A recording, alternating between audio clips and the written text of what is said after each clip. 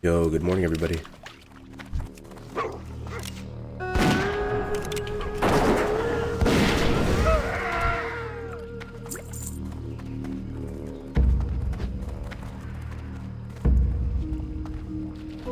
What's up, Matt? How you doing, man? Where are we playing? True Classic or Wrath? We are playing Classic Era, my friend.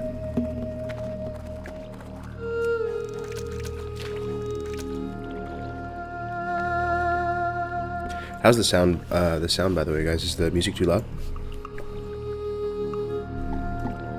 I like for me it sounds good, but it could be too loud for you guys.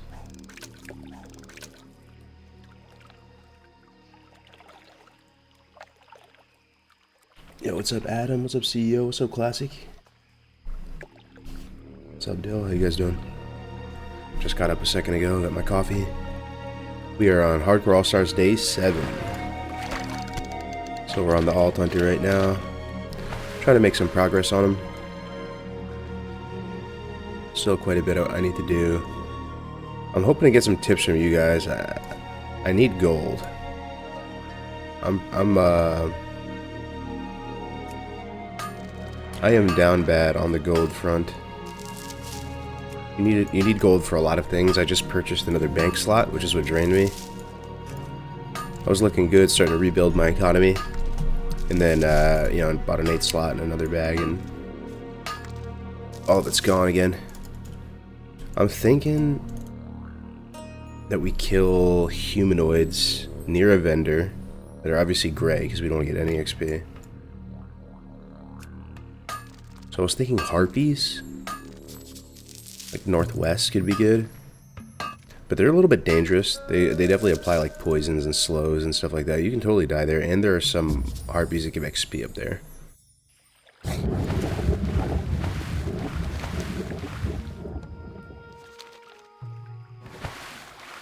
So we might have some other options. We could get the pirates on the east coast. They're really low level. We would absolutely mow them down. There's not a vendor that's that close to them. It's ratchet.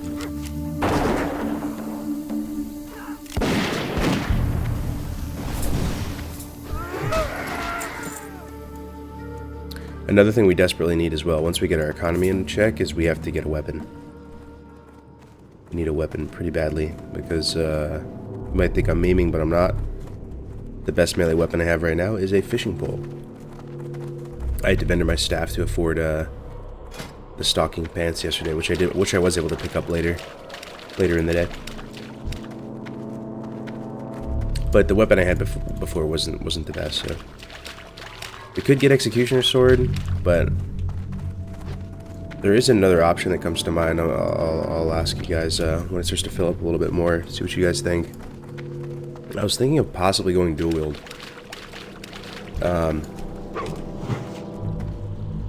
And yes, you're definitely going to lose some melee weave value, 100%. But there's just not a lot of two-handers with Agi on it, you know? So there is actually a one-handed axe called Cutting Axe or something. It's sold in Hillsbrad. 4 Agi on it, main hand. And there's also an axe... a dagger that I could pick up from the Serena Bloodfeather quest, which I've done all the pre-quests for already. So pretty much in my main hand, I could put a 4 Agi axe, and then offhand put a 3 Agi dagger for 7 agility, 14 attack power. No, it's a crit. Like, I could use an executioner sword and have a bunch of just strength sitting on it and get nice melee weave value, but yeah. I don't know. We can probably maybe do both, and then I can swap between them as needed. You sound sick? Yeah. Bro, I feel totally fine, but I was sick like a week or so ago, and it's body's still catching up. Trying to get rid of this congestion. Sorry about that. I can't wait to feel better again, voice-wise.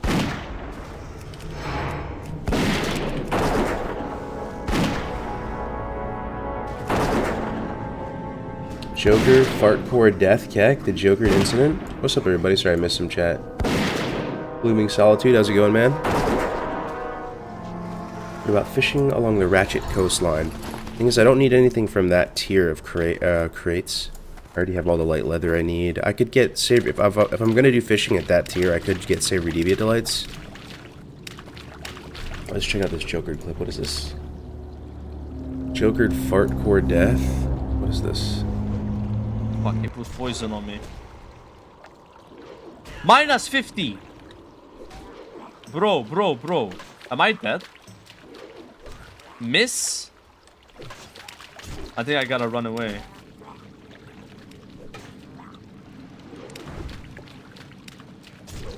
Was this yesterday? Oh yeah, he's done, dude. Oh, this is brutal, bro. Hey. No. No. No! No! Oh! No way, man! No way, bro! Let me take a look at something. What step is he on the hardcore guide? Minus 50! He's on grind sires, matriarchs for pelts and fangs, find moonstalker pelt, moonstalker fangs, grab chunks. What is he doing here? There's a loot icon over this thing's head. Grey Mist Tidehunter. He must be in Northern Darkshore. I don't know what he's doing here. But I will tell you something. The hardcore guide for Rested XP for Darkshore has murdered many hardcore players. Northern Darkshore is very hard, man. Like, we need to redo that, honestly. It's unless you're playing unless you're like a Giga pumper on a Giga class, like, you know, as a random hunter or something like that, it's pretty tough to pull that stuff off. It's like a lot of unnecessary risk, especially like that. Those quests up there with like the Moonstalker pelts and shit. Dude, those are absolutely brutal. Yo, give me 1 second. Yo, how's volume, by the way? Is my mic okay? Oh, AFK, 10 seconds.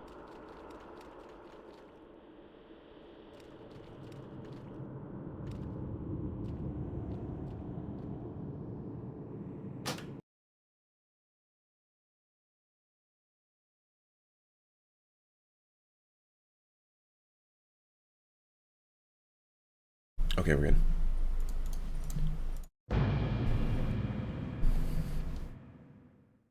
Maybe lower game sound a bit. Gun is over voice. Gotcha.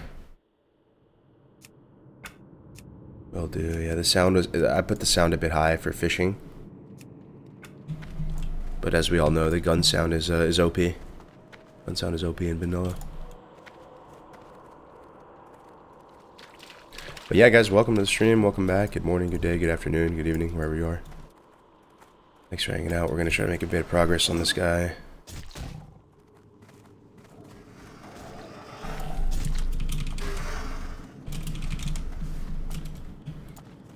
Wailing Caverns. Completely saturated per usual on Hydrax. Just chipping away at this Deviant Hide quest. Been trying to get a couple every day at least. What's up, Brad? Good morning, man. Yeah, happy Sunday, happy Sunday. What you guys got going on today? Second monitor with high volume for fishing while watching something else. Best strat. What's up, Bernie? Yeah, I wonder if there's an add-on or something for fishing. I feel like there is, but I just don't know what it is. Where you don't have to turn your sound up, and it'll give you some like special ping noise that you can't miss, distinct to the fishing bobber.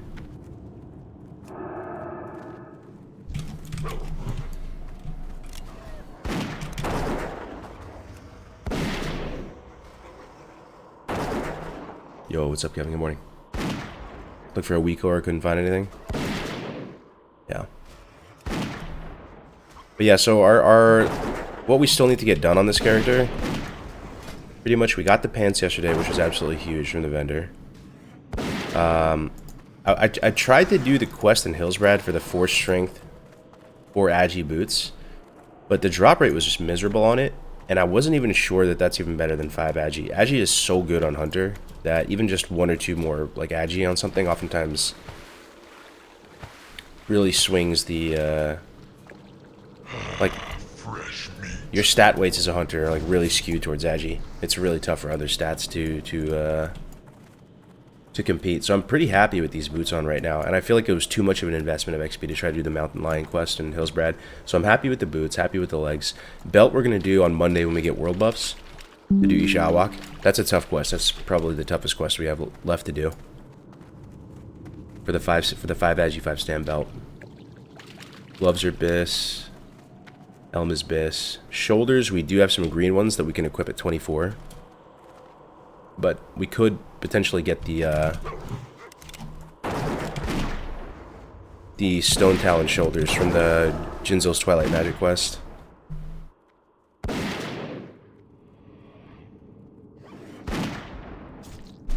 Cloak is bis from the rare. Chest is bis. I picked up a 12 stam chest that I can equip at 24 as well.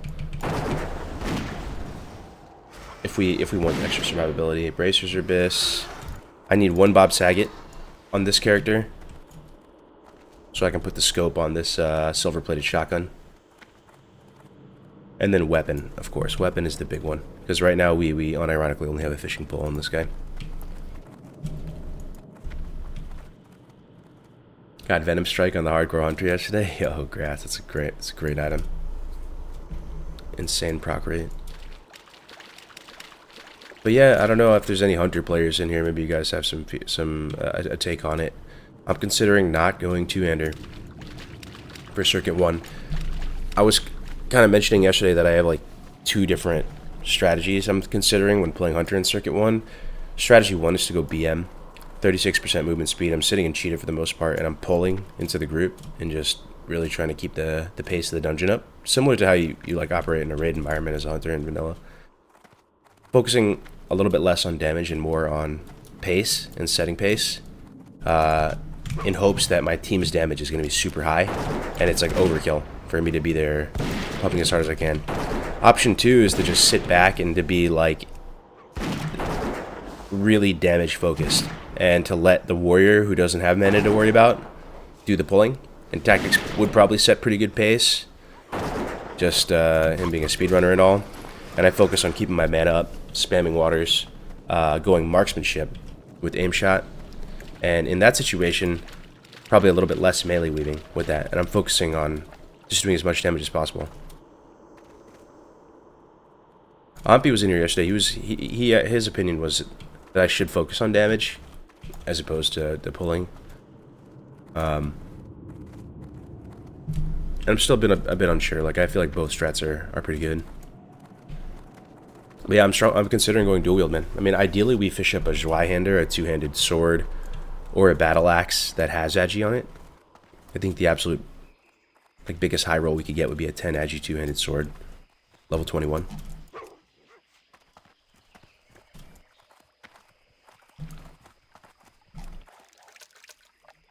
And another thing is, dude, do I get Wingblade? Wingblade has 5 agi on it, and it's a 2/2. It's a 2/2 weapon. Given the options, I'd take option 2. With all the agi stacking, it makes sense to go damage only. Yeah, I appreciate it. Better stats on getting 2 one-handers, but Raptor Strike takes a big hit, I guess.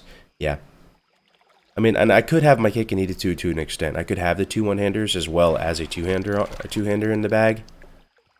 But, you know, in Classic, it's not like Wrath. You do lose a global every time you switch weapons in Vanilla.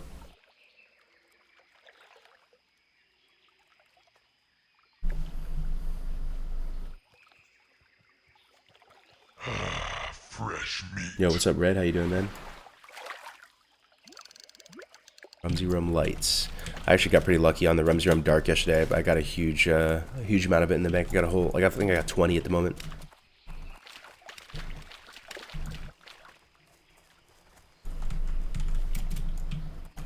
Yo, Benjamin, what's up, man? Good morning. Is there a list of Classic WoW add-ons that are up to date and working anywhere? I haven't had too much of an issue with finding up-to-date add-ons. You just go to CurseForge and you type in whatever you want. And most of the time they have a little thing on the side, on the sidebar of CurseForge. That music sounds a little bit loud.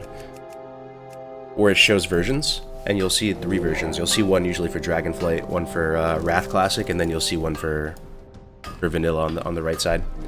But if you have the CurseForge client, it's pretty plug and play. You just choose the add-on, press install, and I think it automatically knows what version of the game you're going for.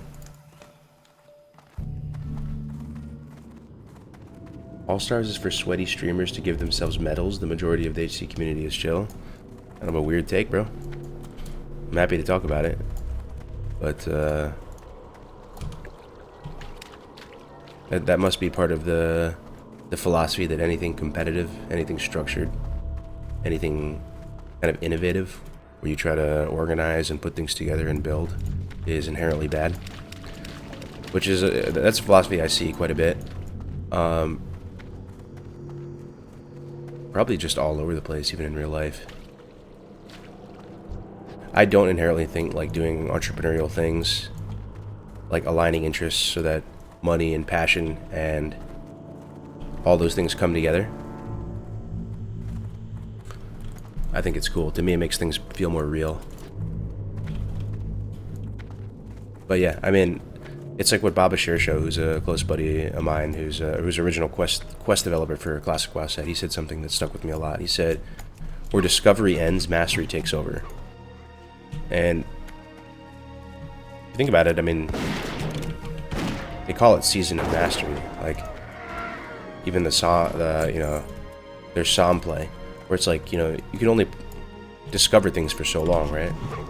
And then at that point, it really just changes the game.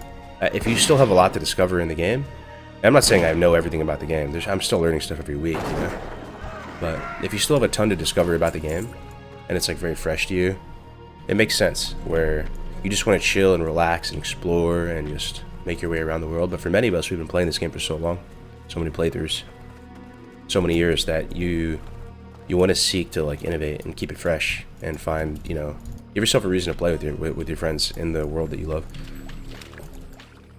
Hold on, these icons on my minimap are way too big. Sexy man. Minimap icon scale, there we go.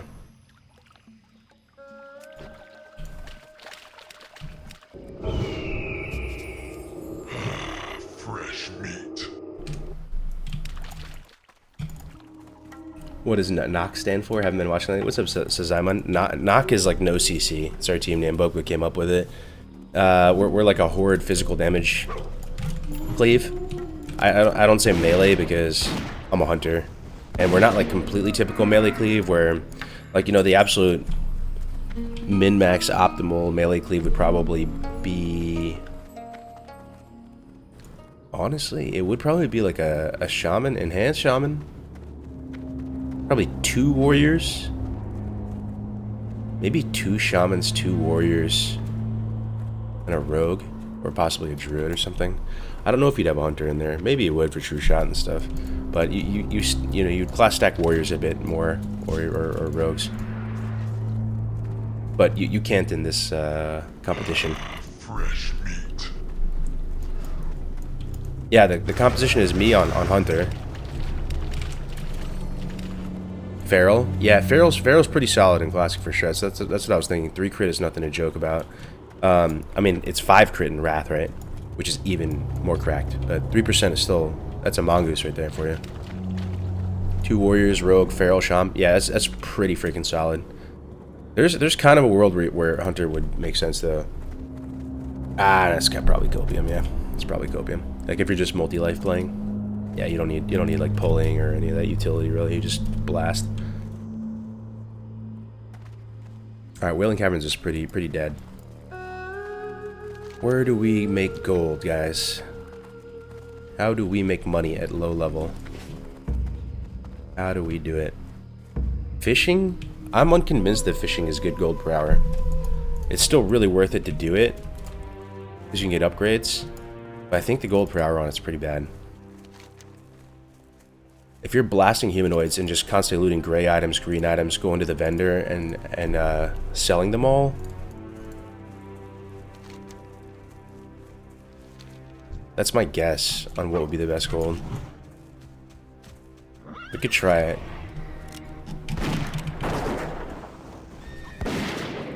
You know what we could do, actually? Let's go pick up the Serena Bloodfeather quest. I have a feeling I'm going to go 2 one-handers. We need to do that quest anyway, and that should give us quite a bit of gold. And the humanoids up there. The dude at that camp.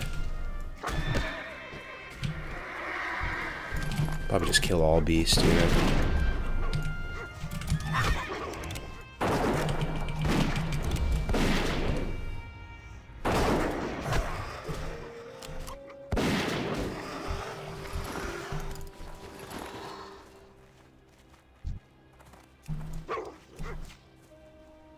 Yeah, the RXP hardcore guide got me killed on the Murlocs on Darkshore. Yeah, man. We need to redo that at some point. I think it's too dangerous.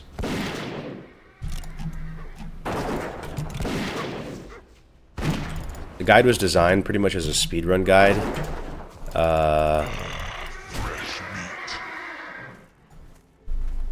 At any expense, if that makes sense. The best route, like regardless of safety, which on hardcore doesn't. That's what I feel the best way to use the RXP guide is on hardcore. As you over level it, you just spend a little bit longer grinding and try to stay 1 or 2 levels above it, and then it should work perfect.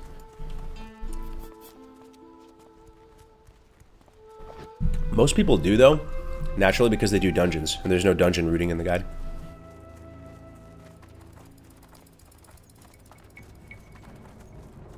There's some HCAS players that were 20 gold. And yeah. Keep in mind, I did do multiple characters though, right? I leveled a couple hunters up.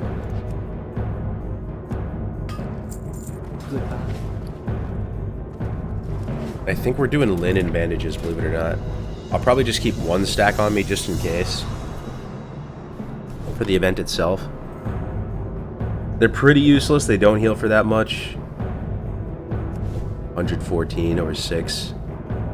But you never know, right? Sometimes you just need a little tick of healing. I'll probably use 1 inventory slot for some bandages. The wool is just too valuable, man. If we have a little bit of XP to spare, maybe at the very end, before Circuit Day, I'll grab some wool bandages. But wool is a real bottleneck right now. Dude, I was able to farm a bunch of iron. Look at this dynamite I have. This is probably the most insane thing I have on this character right now. And I have a few more in the bank. This is huge. Huge, huge, huge damage. This is the iron tier of dynamite. And if you look at each tier in engineering, you have the bombs, right, which has a CC component to it, like it stuns or in caps for like 2-3 seconds. But they don't do that much damage. The dynamites are always what does the most damage, even at max level as Hunter, when you're raiding or throwing dense dynamite. So the fact we're getting into the iron tier of dynamite, if I'm able to throw these every single time they're up, and we have all the boys throwing those every time it's up, it's gonna be huge. Start farming the weapon crates and armor crates for gold off the coast of Ratchet.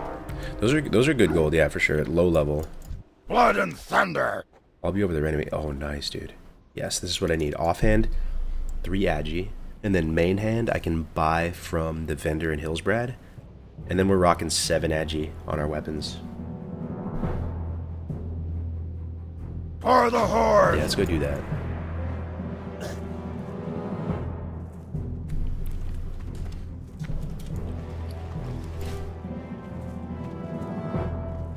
There's 2 spawns in Crossroads. Yeah, I can check for sure.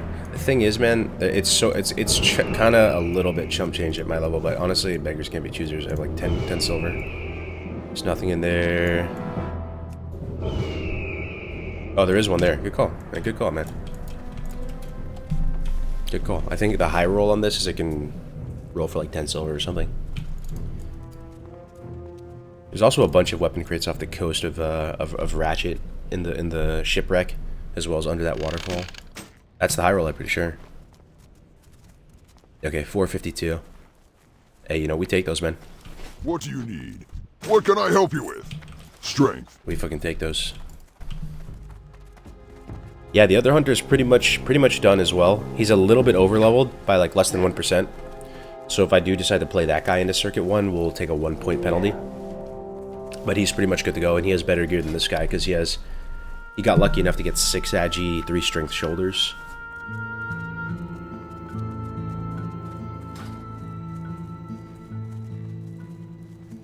Yo, Vigo, what's up, man? Fam's doing good. Fam's doing good.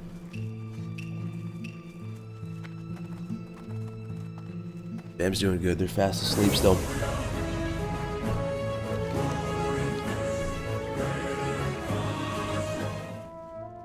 Yo, Bankman08 with the Twitch Prime. Thank you, man, for the 3 months.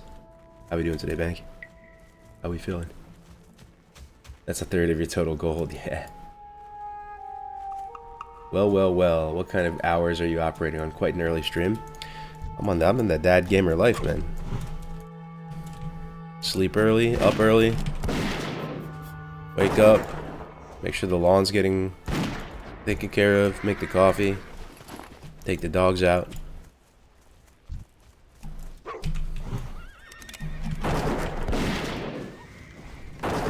Make a nice, delicious latte in the morning. I love it, man. The morning ritual. The espresso machine was a game changer. No joke. I know I go on and on about it. Maybe 1 or 2 of you guys will actually like listen and buy one.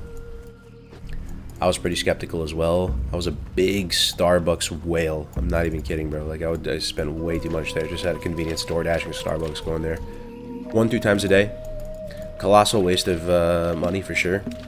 But it was kind of a guilty pleasure of the wife and I just to go on a little car ride and like talk and stuff and go get some coffee. But the espresso machine, absolute game changer, man. Absolute game changer. You get a superior product to Starbucks. I had Starbucks for the first time like 2 days ago. For some reason, like the wife wanted to go to Starbucks for some reason, and we went for the first time in months. And no copium. The coffee was worse, man. It didn't taste bad, but it tasted kind of watery. It's the only way I can explain it.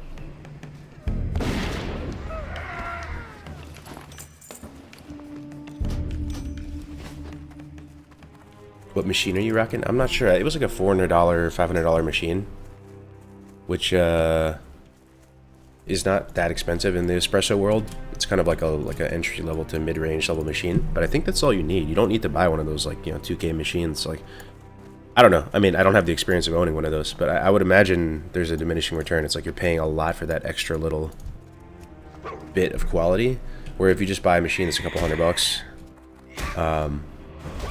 you're still probably in good shape. You're getting like 95% of the value.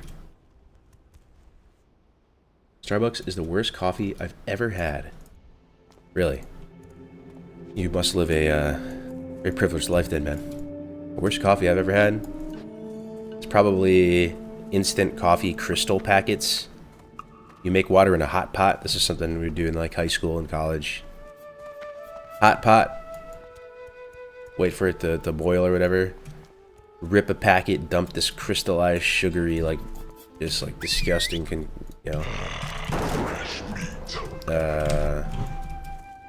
concoction into the water, stir it up. Had the milk and creamer like pre-mixed into it. That's probably the worst for me. I would say the coffee in the like MRE packets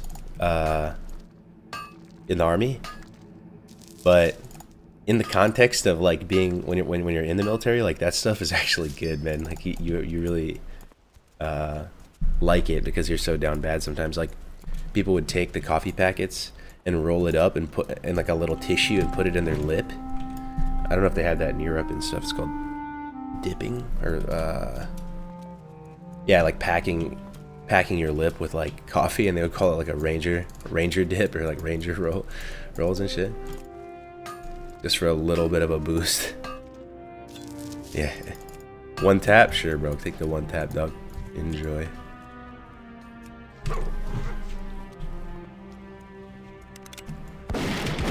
Packing a hog. MRE coffee was a pleasure. Yeah, that's what I'm saying. Like that's technically the worst, right? But you factor in the context of when you consume it, it's a godsend. Steve from MR, yeah, Steve MRE. I know that guy. I watched a bunch of his videos too. That's a dude who does like World War II MRE reviews and stuff, right? Oh God. Oh, not like this, bro. This is the line for Serena, isn't it? Jesus. Bro, I'm sorry, EU. I'm so sorry. But I'm about to K-Kona this right now, and I'm about to get this tag. I can't do it, bro. I can't wait 40 minutes. I'm so sorry. Target, Serena. Cast, arcane shot. I got the NA ping. Pet on. Probably pet on hostile, yeah.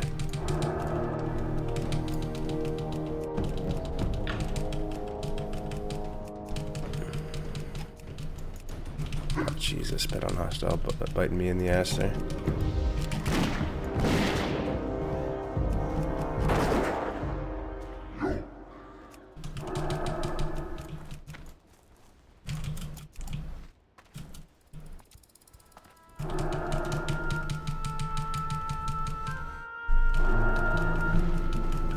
You think Blizzard will do a classic fresh? 100%, bro. 100%. I didn't get it, bro. I hit it pretty quick, but... Ah, damn it, man.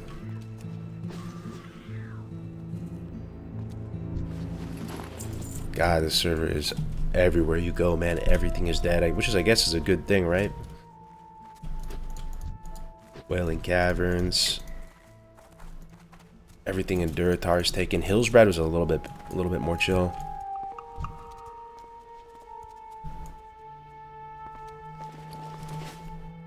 We'll try again. We'll farm some of these like lower level harpies that don't give us XP, just a little bit south. And there is a vendor that we can vendor stuff up to the right here, which would be pretty nice. 15 still giving us XP.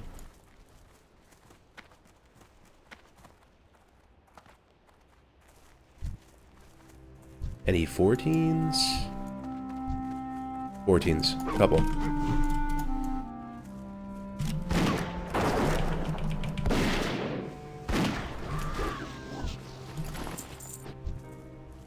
$16, $14.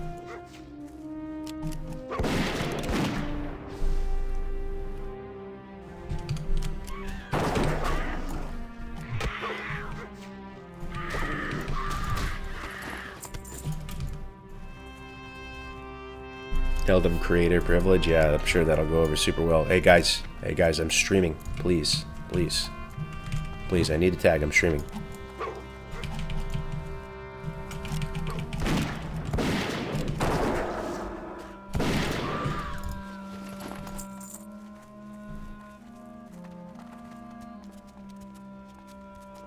Why don't you want XP? We're doing a. There's probably a few people I should just explain the hardcore all-star stuff every hour or something. Well, what is this? Why can't I hit this? Okay. So I'm participating in a hardcore league called Hardcore All-Stars. You sign up with a team of 5 or 6 and you compete in like speedrun circuits. So the first one's on March 11th. I'm playing with Bobka, Tactics, Grays, Dustbone, and Lesmos. That's my team. And the max level for Circuit 1 is 22.5. So I made a mistake on my first hunter of doing the end game stuff, so to speak, way too late. I started doing it at like 21. When in reality, you really should start doing that stuff at like 19. There's so much you need to get done. And XP, you're just battling against the XP. You don't want the XP, but it finds you. It finds you. Hunter is really, really good for this, though, because the fact that you can have your pet kill stuff to clear the way to nodes, herbs, whatever you're trying to get, without getting XP is just so massive. I'm so glad I'm playing Hunter. I'm able to get a bunch of iron nodes and stuff right now because I can just drag stuff away with my pet.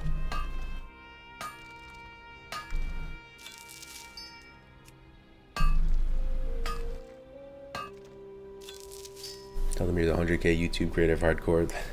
What's up, Nom? Good to see you, bro. Are you the griefer who killed me yesterday? Kargoz HC on Era EU. You kited a guard to me and vanished. Nah, bro. Not me, my man. I don't grief my friends. I don't enjoy griefing. I really don't. Like, at all. Some people like it. I've done this bit before on stream, where I've tried to break down the demographics that enjoy vanilla WoW. And I think like the majority demographic are PvEers, right? They're like dad gamers, enjoy raiding with the boys once, twice a week, progressing through everything, getting your world buffs, pumping, and like their competitive, the competitive spirit that they like in vanilla is like parsing, pretty much. Not even speedruns, really, just parsing. Then you have like the speedrun guilds, which are kind of like a subset of that. It's more niche, but that's like the top end of that. Then the other people you have, like let's say that's maybe what, 50%? 50% of the population, just shooting from the hip here. Then the next demographic you have are the PvP enjoyers. These are people that have fond memories of World PvP back in the day. They love just the little funny interactions out in the, with all the classes. So they rank casually, some to 14. That's a very small niche though. At most, just to like 10 or 12. QMBGs. That's a smaller demographic. But yeah, I just call them all the rankers. This, in the competitive side of that part of the game is really like the Warsong fiends, the Warsong Gulch Q sitters, the people who just enjoy competitive Warsong Gulch. And then you have like leveling Andes. I'd put hardcore in that as well. People who like speedrunning, hardcore leveling, doing challenges, things like that. But there's another chunk that I honestly just call the griefers. And I don't say that in purely a negative way. Like, I almost think there is some legitimacy in wanting to grief in an MMO PvP type of game. It's not for me at all. It's like literally the furthest thing from my cup of tea. Like, I personally think it is extremely cringe. But that's just because I'm a fucking old washed boomer. But it's their $15 a month, right? And these people, they enjoy vanilla WoW, and they do have a passion for vanilla WoW. They enjoy the game and the weird items and the talents and the interactions. And the format they enjoy these items is just fucking with other people. A lot of these guys are fresh handies as well. They like chasing freshes because they get to have their little moment out in Stranglethorn just fucking with people. They just get bricked up fucking with people. They just love it. And that's always been and always will be a part of the vanilla WoW enjoyers. That's a legitimate demographic.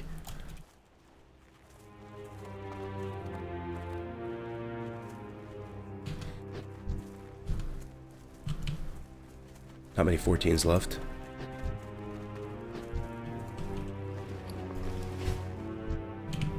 Serena might be up soon. Let me go back over there.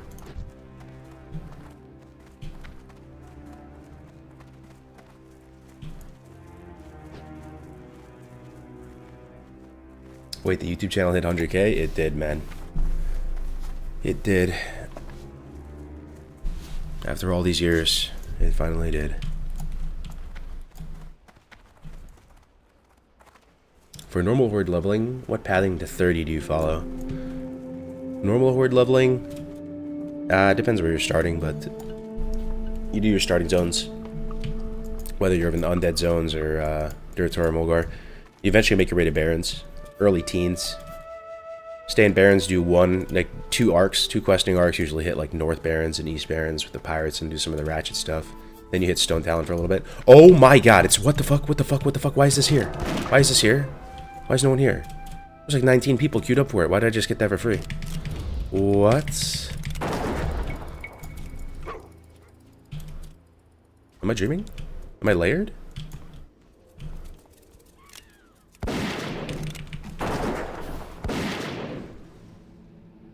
Dude, I don't know. Maybe I'm layered. There's no one here anymore. I think I got layered, dude. On God. Griefing can be fun at times, but you can't make it a full-time job. Yeah, and I'm sure it can be. But like, I have never MC'd someone off a boat. I have never dispelled a world buff. I swear on my life, I never have, and I've never felt even one iota of my brain that has told me to do that. I swear on everything. I have never dispelled someone's world buffs. I've camped people out in the world for sure, but I feel like that's not even griefing. That's just like, you know, whatever that is that makes you want to do shit like that. Dispel someone's world buffs. MC them off boats and shit. Distract them off a fucking lift.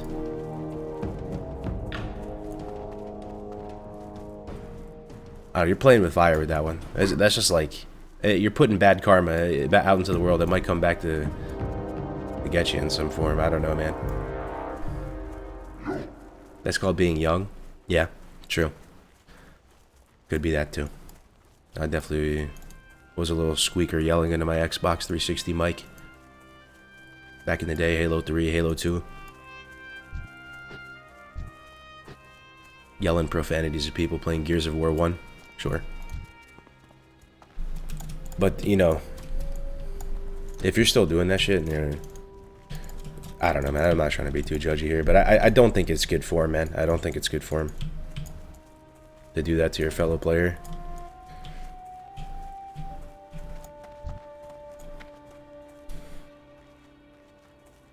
Halo 3, that's a vibe. Hell yeah. I'm a big Halo guy. That's one of my top 5 games.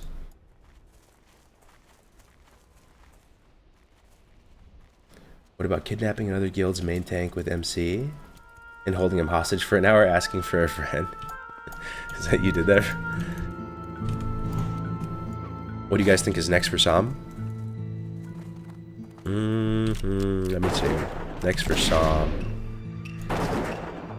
As much as we've talked about Sam on the channel, I don't know if we've really tried to lay out a somewhat plausible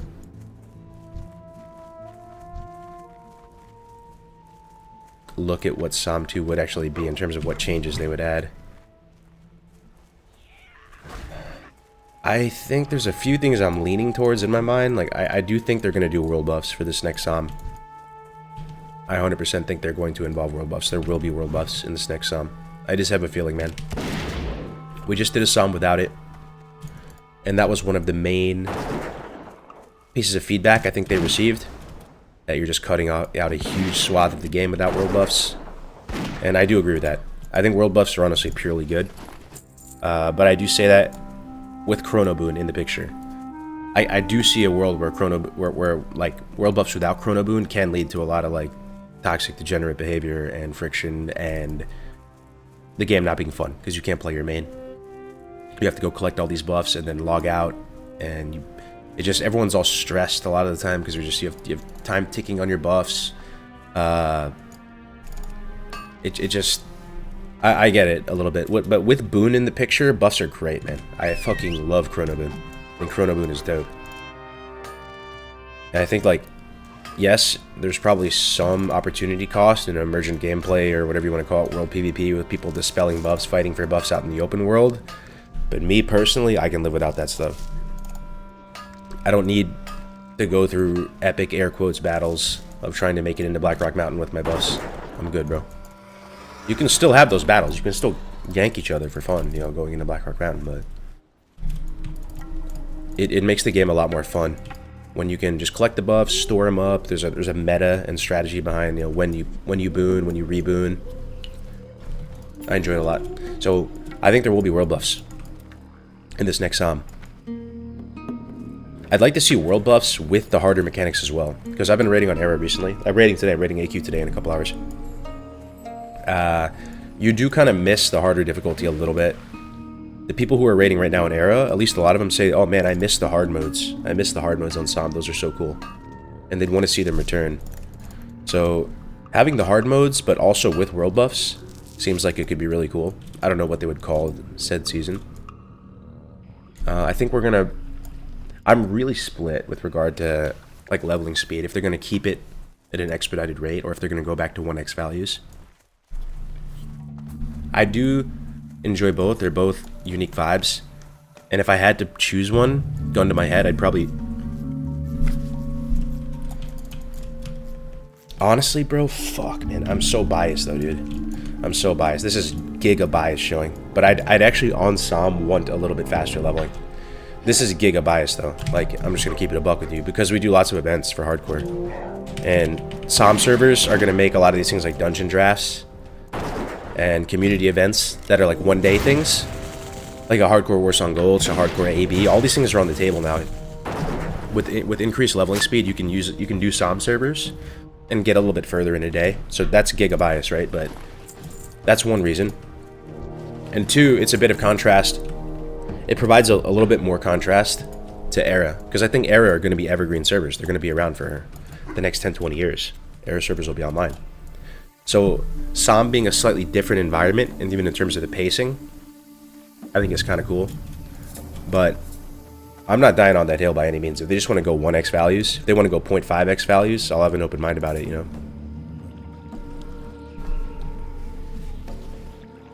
One second.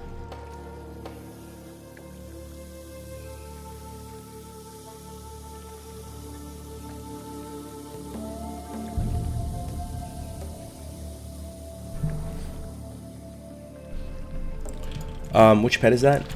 That's a wolf pet, man. I got it from Silver Pine. Furious Hell. Okay, so we got the Serena quest done, right? Serena. Let's turn this in.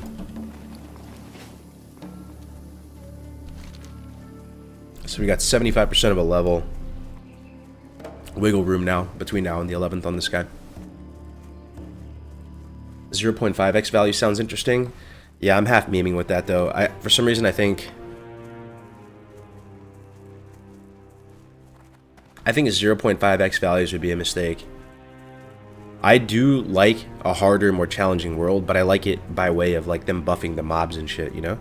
Like Everlook, Wall did a lot of custom tuning to Everlook, and White Kidney and the staff I don't think liked a lot of those changes, because I do feel like Wall probably went a little bit too far, went a little bit too fun server with some of the stuff, because he had a lot of passion for it, right? And he has like this vision of vanilla in his mind.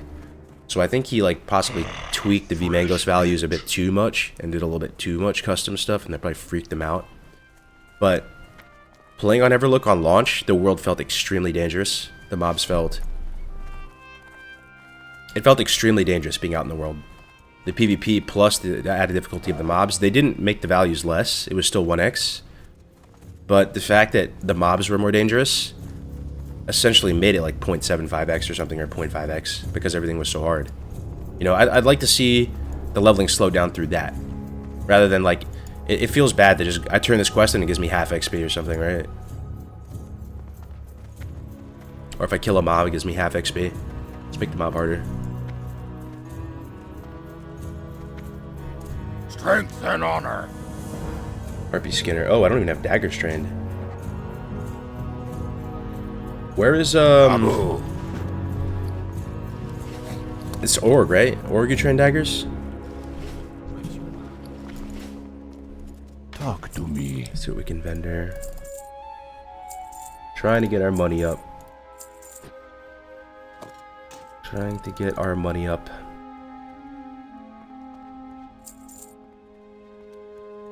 Later. Good day. New to the channel and hardcore. Streamer voice is soothing. Hey, thanks, man. Welcome to the channel, dude. Samsung. Gold. Go fish for the money? Dude, I don't know. Should we do something like... Should we actually record gold per hour? And we'll just kill pirates for like 15 minutes and see how much money we make. Just for fun. Like, what do you guys think is the best low-level gold farm? I don't think it's fishing, bro. I don't, dude. Fishing is kind of fucking garbanzo bean, I swear. It's okay, man. Like, you fish up a fish and you cook it, and I get it. You sell for like 1 silver. Do you think that's better than just mowing down gray humanoids and vendoring all their stuff? I like the fishing in terms of upgrades, and you need it for Rumsey Rum and other like potions and all that, but straight up, strictly gold. Strictly gold per hour. Skinning? Thing is, I can't change professions or anything. Look, this is what I fished up yesterday. Check it out. 11 stam chest. Got these shoulders as well. Can't equip them. But I should be able to equip this at least during Circuit 1. I'm My blood shard's ready. Ton of coarse blasting powder. Look at that. Iron bars sitting in the bank. 11 heavy leather for the masterwork. Not masterwork. Advanced target dummies. When the time comes. Be good.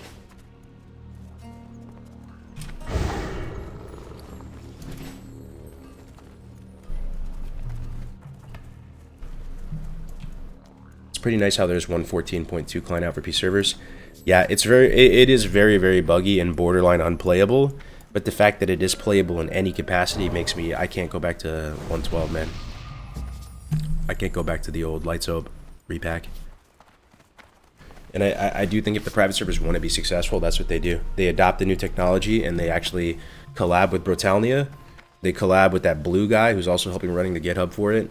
And they come together and make the 114 client good and polish it up like crazy, embrace it, try to make it way more playable, and that just becomes the new table stakes, you know, server standard going forward, or like client standard. Trying to make the 112 client work is just fucking copium, dude. Fresh meat.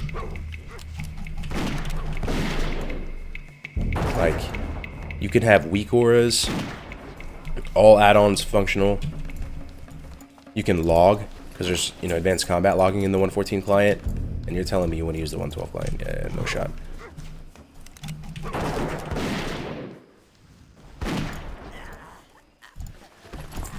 Alright, so let's see.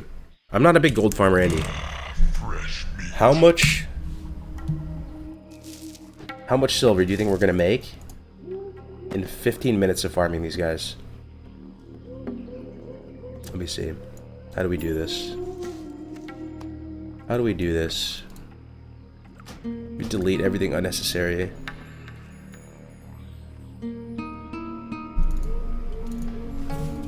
I might just screenshot this so I can see what my bags look like before and after as well. Yeah, delete this too, man. Alright. 2890. 2890 raw. Let's go for 15 minutes.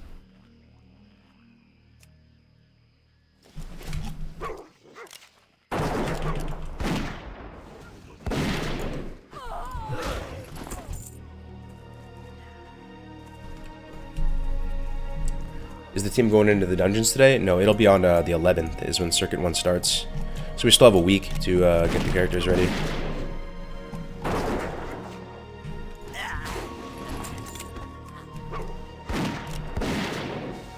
Probably just put the pet on hostile, man.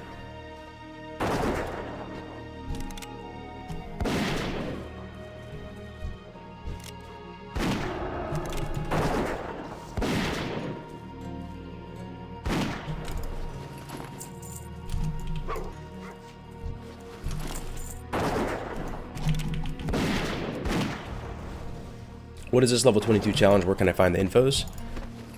Go type in exclamation point Allstars, and you'll get an invite to the Discord, and all the info is in there. It's an 11-week league. You guys can still sign up for it, by the way. Should just always mention that every stream. You still have time. If you were to sign up today, it's free to sign up. There's $5,000 prize pool. Absolutely free. Costs you nothing. You sign up with a team of 5 or 6. And if you signed up today, you would have 6 days. You'd have 6 days to get to level 22. Still plenty of time. It's going to be an 11-week league. We're 10 more weeks. Circuit 1 starts on the 11th. And there's likely well over 30 teams at this point.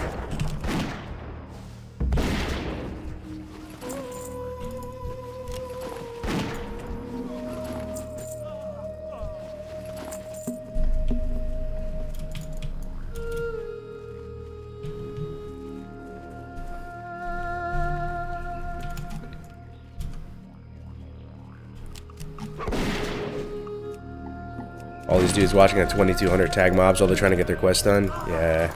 But thankfully these things hyper spawn, so it's probably not messing them up too bad. Baron Longshore pretty much spawns instantly, respawns. Fresh meat. Yo, Kargoz, any idea where I can submit a logo for the team? In the Discord. That's awesome, man. You have a logo ready? What's your team?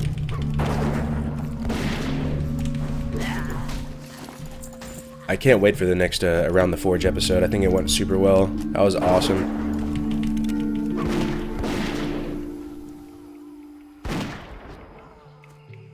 Live to win, baby. Let's go. Yeah, the feedback so far has been really positive, though. The players have been enjoying themselves.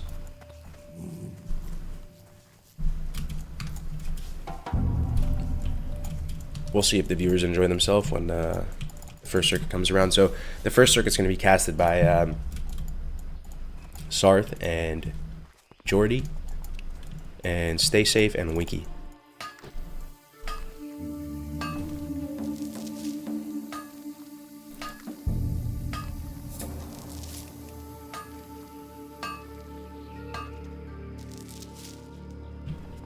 Karg is so hot. Yo, Bean, what's up, brother? Dude, can we get some salutes? Can we get some 07s in the chat for Brother Bean? Absolute OG. A big vanilla enjoyer, in addition to being just making the rank 1 grind look all too easy on the PvP side of things. It's kind of inspirational, man. Love to see it, Brother Bean. Good to see you, man. Good morning to you. Bean actually plays some hardcore, man. He gets down with some hardcore from time to time. We were actually hoping to get you on the team, Bean, at one point.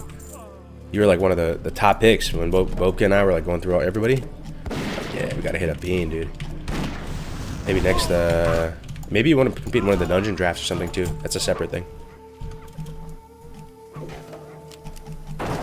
HC Wars 55? No shot. 55. Yo, is that the same one we did BFD on? Bean? The Night Elf? My guy died a long time ago.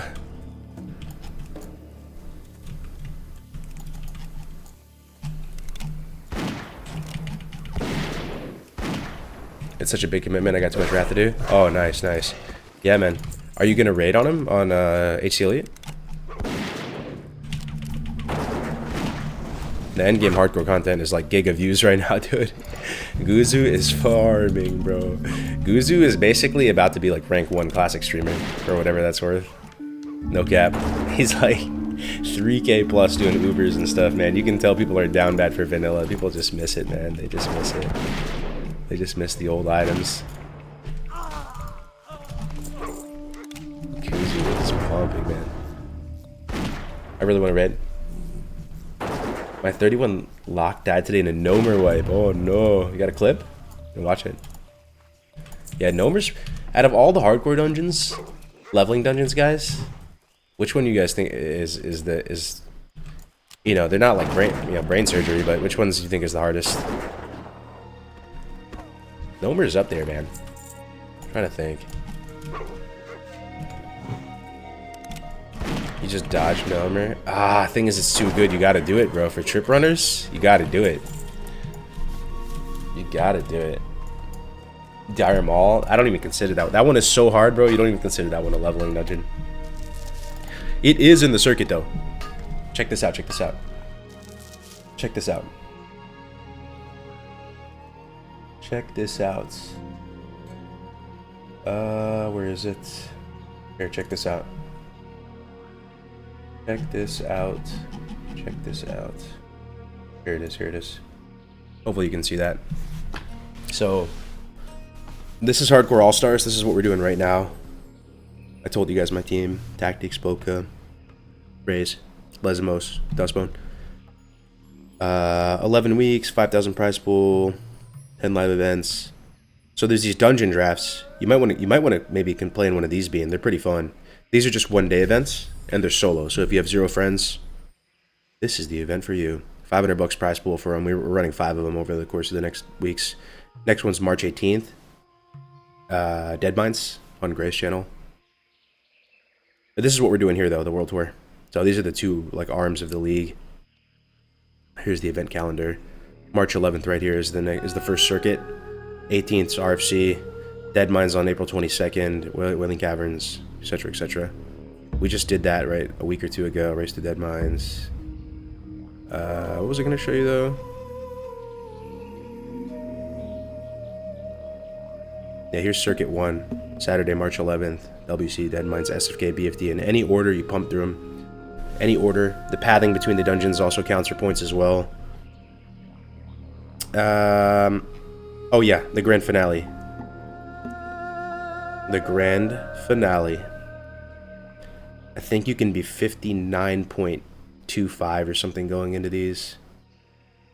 Dire Mall East, brothers. Speed running through Dire Mall East, monk ass. And there's trash requirements, dude. So there's no skips, I'm pretty sure. You know how it's not a jump run. It's actually like a full clear. Dire Mall East. All the silence, the lashers, the big trees, then BRD full clear. I don't think all the bosses actually. I think it's like up to Emp though for sure. And then Elders.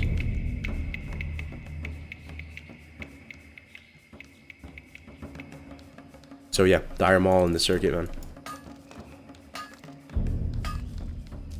Imagine if no team makes it to the grand finale. That's why we need to stack as many teams as possible. Well, I think we have over 30 now, though.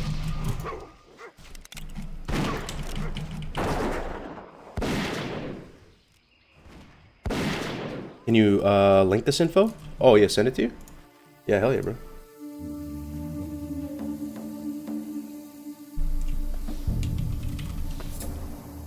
Let me send it to you.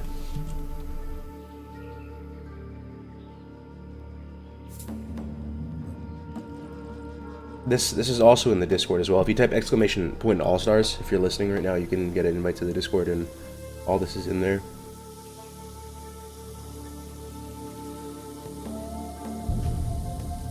I just sent it to you though, Bean. There's also custom weak auras for the dungeons.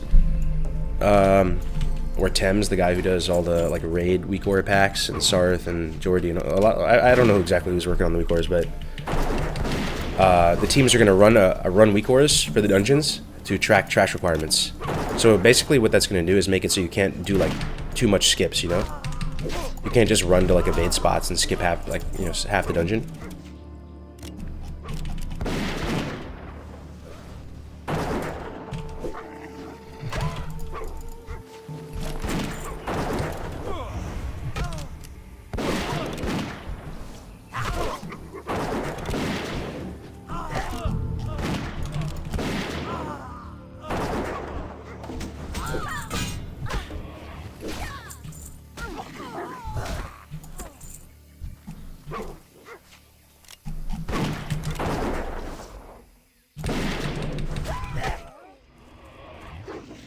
Who came up with the name HCAS? It was all of us, man. Everything in hardcore is collaborative.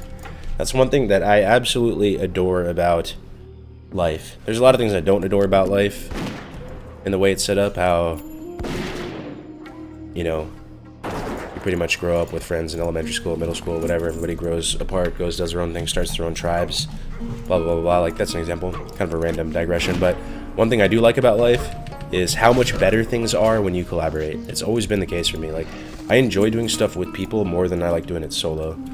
And the fact that when you come together, different mindsets, different skill sets, and you work together and you're not greedy, and you actually just want to, like, have everybody eat, I'm telling you, man, things end up way better quality. And that has been huge for me over my, like, you know, content creation career, or whatever you want to call it. Like, and the current team we have with hardcore right now, it's so collaborative, it's so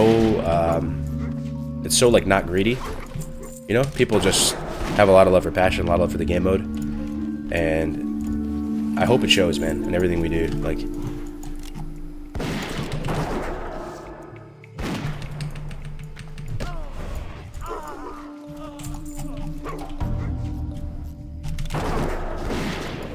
so it becomes like M+, you need that 100%. I don't even know how M+ works, dog. Possibly. People keep saying that it's like M+. But if it's like M+, probably a good thing, because that's one of the most successful things they have on retail, right? What are you grinding right now? We are just grinding for gold. We really need money so we can buy weapons. And copper's not bad, too, for dummies and stuff.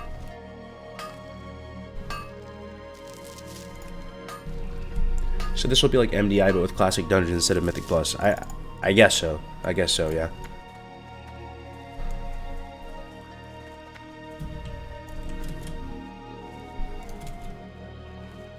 Yo, what's up, Booty Sauce? Good to see you, man. Good morning. Hello. Alright, 1 second.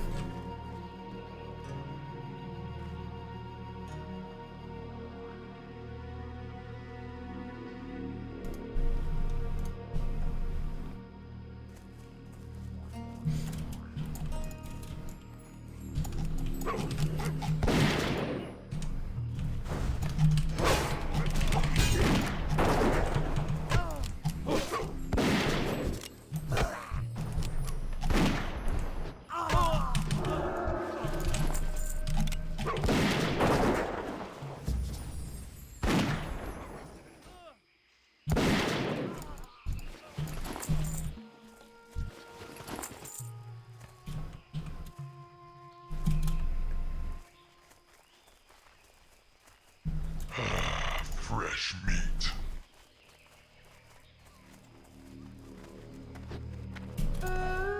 What levels are your professions? Good question. NG's at 151. Mining is capped at 150. Which I should probably skill that up, but I'm so bad on money right now that I'm prioritizing getting a weapon first.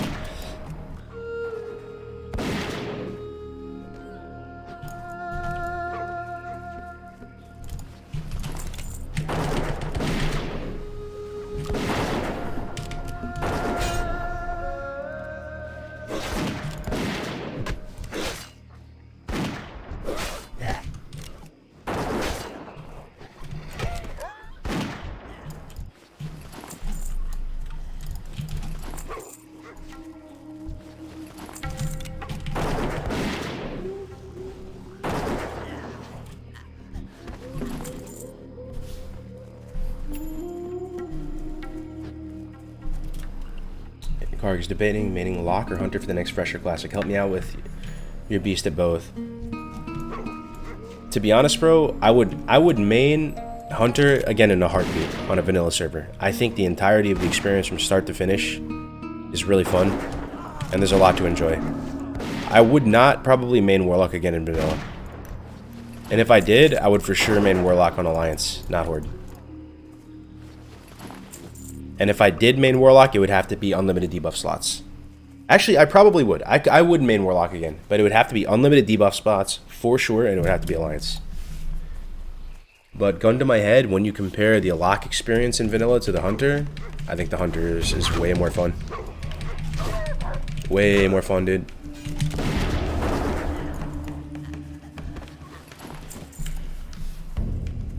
Why Alliance? I just don't want to play without salve anymore. Playing with no salve on Warlock was just not that great.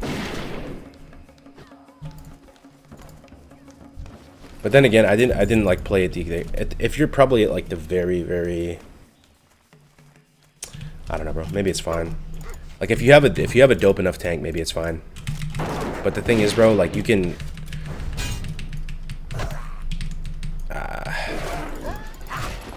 I don't know, bro. I just look at the whole experience of Lock. Your Prebis, what you're wearing, man. Like, you're wearing just random plus shadow damage greens that just look like fucking dog shit. You don't use any tier 1. You're just wearing random like shadow gear. Like, the parsing is like so like crit RNG dependent. Your PvP spec is kind of different from your raid spec. Where like Hunter, it's very close, you know. You're totally serviceable in raid and out of raid on PvE and PvP front.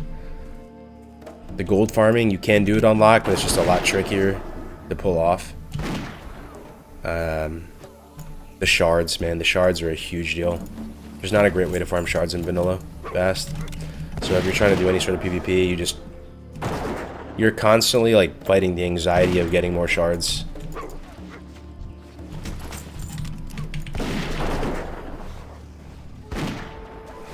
You have to just summon people everywhere all the time.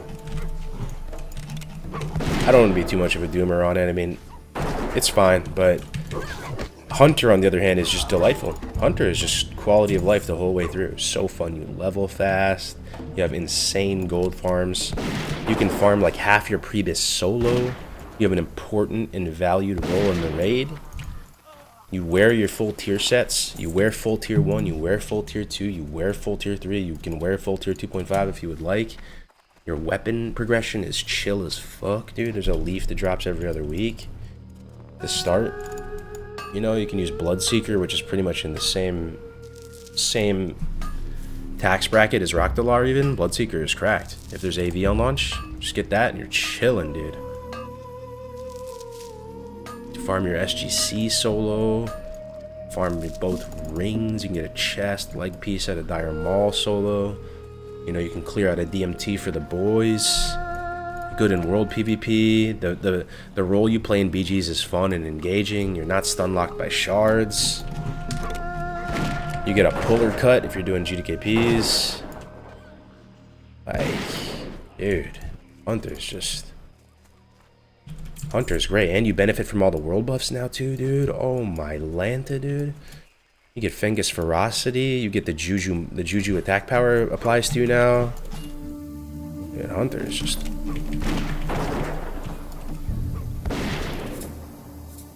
Farming with lock isn't so bad.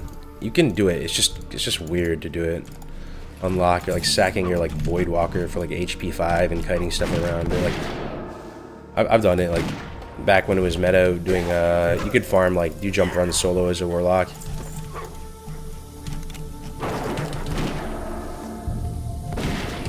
But I mean, the upsides to be a bloomer about locks for a second. The upside about locks is that you are the pound for pound heavyweight champion of 1v1s, if that matters a lot to you.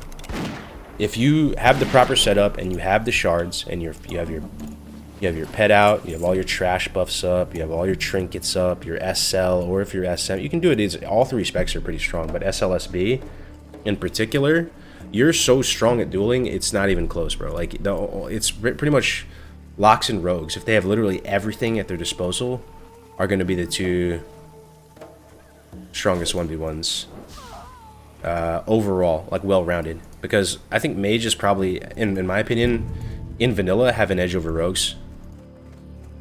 Because the thing is about rogues, in order to do well against mages in 1v1, I'm pretty sure they have to go daggers, right? And if they go daggers, it's a way less well-rounded PvP spec, so they're worse against other matchups. They can't just go like normal hemo. So lock is just a well-rounded behemoth. But the thing is, it requires a lot of setup. You need tons of shards. Just pressing your abilities. Just getting set up costs you like 5 shards on Warlock. How cringe is that, dude? Trust me, man. I don't say that from you need 2 ranks of Hellstone, 2 ranks of Spellstone. You need to summon your pet. You need to be prepared to Felldom, make another pet, so that's 2 shards right there. Or it's actually cringe, man. If I'm keeping it a buck, it is cringe, man. But if you have all that, you're the pound for pound heavyweight champion, 100%. But the thing is, bro, no one cares. I played Lock. I won a duel tournament or 2 back during Scarum days and stuff. But the thing is, bro, you're so strong in 1v1s, but no one cares. Everyone knows you're the strongest in 1v1. It's like, oh, you're a Lock, of course you won. You know what I mean? That's something you have to. Yeah, it's expected that you're gonna beat everybody, right? So it's like if you don't, you look like an idiot, and then you're dealing with these shards. I don't know, bro. So that's my answer for you. I think Hunter is more enjoyable. But a Hunter versus a Warlock in a 1v1, the Warlock will rinse the Hunter. Unless you're starting like max range, like super giga max range, and you're able to get, you know, like damage going on the Warlock before he even touches you, like 41 yards away. Get Viper Stings taking and stuff. Fresh meat. Did the 15-minute gold timer? Oh yeah, I forgot about that. I started at 28.90. Now I'm at like 40. And I have a bag full of. I feel like it's good, doing pretty good. We'll go vendor in a second. And the good thing about fighting these guys is I don't have to worry about getting XP at all. I know everything for sure is gray. There's no 15s here. It's just 13s and 13s and 12s. Longshore might be a 15, actually.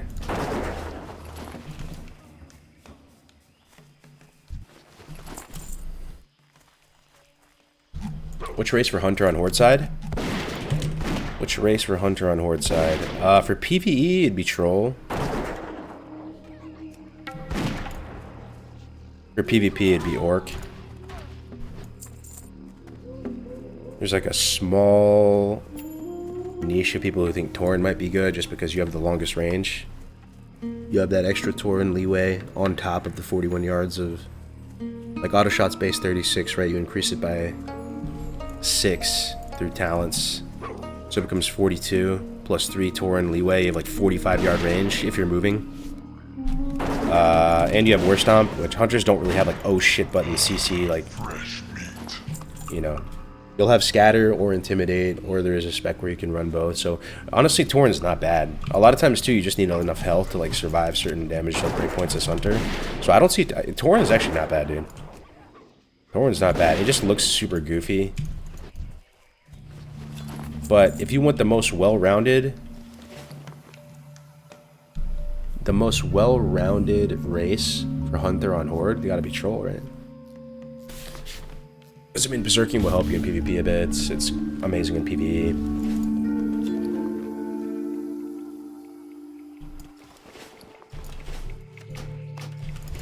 The Blood Fury doesn't affect range attack power. Bro, imagine if they fix that. And you know how you get value from Fengus Ferocity and the Jujus and stuff? Imagine they fix that. Orc racial affects RAP now. Oh, buddy.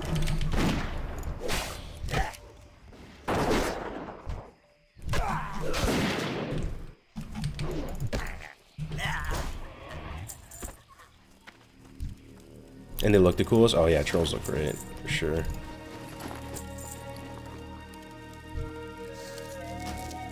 Troll, one of those races that scale the best visually with good gear.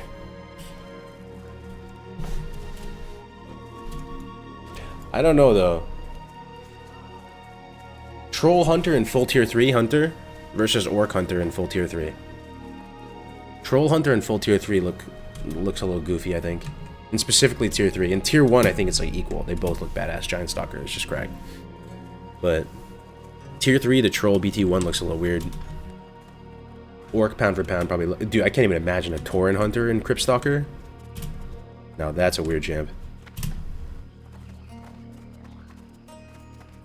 Do you think they will do class balance in Psalm 2? Nah, I don't think so. I think that's way too ambitious. I think the Psalm team and project, like that whole initiative, is really small. I don't think they have like giga budget to do it, and that's just ambitious. And they're trying to mitigate. If I was in Blizzard shoes and I had limited resources to do Psalm 2 and keep Psalm the lights on, what you're trying to stop? Hey, how you doing? Oh shit! 4 agility short sword's not bad actually. Nah, there's no way I use that. They'll look at the level 7, but that's still not bad though. Keep it real. Might use it just to get some sword skill. For now. Yeah, I'm gonna get some sword skill in it. Ah, potential customer. But what you're trying to prevent is people thinking the game is like ruined or like a clown fiesta or a disaster. You know what I mean? Like you would much rather take a hedge where you just do like a little twist, and that way the game is still so good that the community is gonna like enjoy it. Like it's just risky, right? It's like overly ambitious for no reason, because the game is so good just right out of the box if you just run it back. That if you're gonna do class balance, you need to do it really properly with like a ton of research to delicately tiptoe into that domain. Probably get a lot of feedback from the community.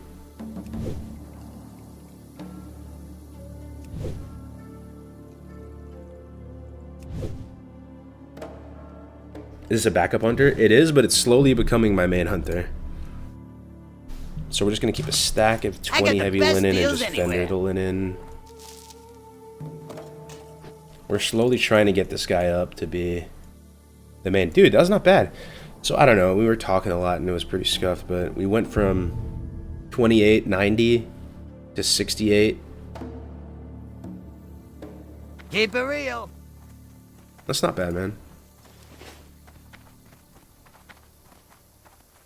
That's pretty solid. We could do a lot better too. We were just kind of rambling and shit.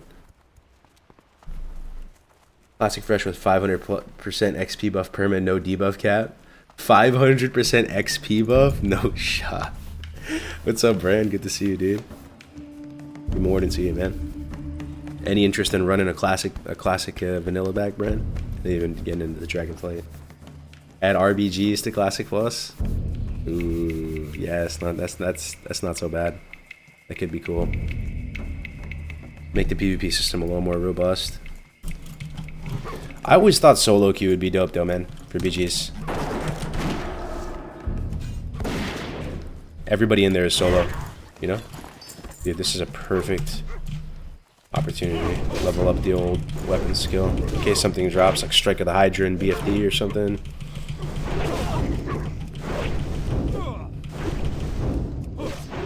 RPGs with solo queue would be sick as fuck. Yeah, because that is something that kind of sucks, right? The whole pre-made meta of BGs. It's not like unplayable or anything. It's fine, but you know, when you're a solo player and you're going up against BGs just getting farmed, and you're just trying to have like a fun game or two, and you're just queuing into non-stop pre-mades. And the thing is, bro, you kind of need that. You know why? Because if you are ranking at all in vanilla, you guys know about the strat, right? You guys know about the strat? Where you have like 3 captains or 2 captains and you all sync queue? That's got to be common knowledge now at this point. That's table stakes. So you're just farming the solo sheep, kind of, that are just queuing with like 1 or 2 people. You sync queue, so what you do is you get in a Discord call and you're like, yo, captain, you know, you're group 1. You know, Bran, you're group 1. Crix, you're group 2. You know, Kargoz, group 3. We're all gonna queue in 3, 2, 1. And then you just, you know, you wait to see if it pops. And if it pops for all 3 at the exact same time, you take it. If it doesn't pop for all 3 at the same time, you don't take it. And you just keep doing that until it does pop. And then you're essentially able to like trick the game into putting you into a BG with just normies, as opposed to pre-made, which reduces queue time. It's just standard practice, right? So it's like having a solo queue would stop that. And if you are pre-mating, you're fighting other pre-mates. And it's still technically the best on it per hour, but you'd have to win. And it'd probably be a lot longer queue time. That'd probably be the downside, though. Rank 14 sounds very respectable. I wouldn't necessarily call it respectable, but I would call it difficult. It is... I'm really not trying to exaggerate or be hyperbolic here, but I could probably sit for the next 3 hours and just talk your ears off about rank 14 and all the different factors that go into it. I think it's a fascinating system. Is it perfect? No. Is it purely skill-based? I don't know, bro. Like, no. But there's an element of skill expression that's like really weird. It's like politics. I'm not even kidding you. It's like the only PvP system I've ever seen in any game where politics are a legit factor.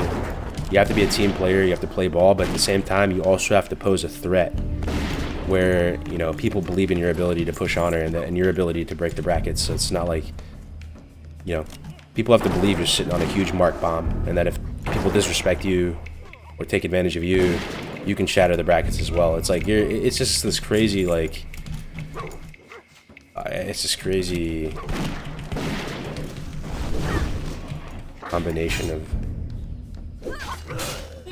skill, sweat, and just political finesse.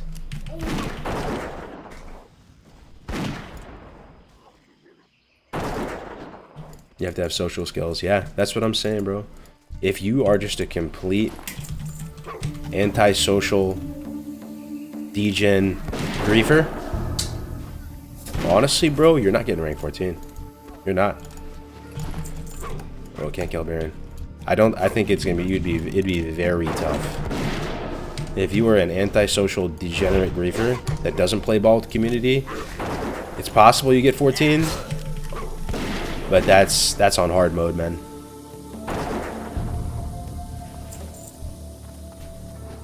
You have to play like 16 hours a day. Dude, it's not even about hours per day. It's about Like, because the community can fuck you over. If they know how, the actual rankers can fuck you over.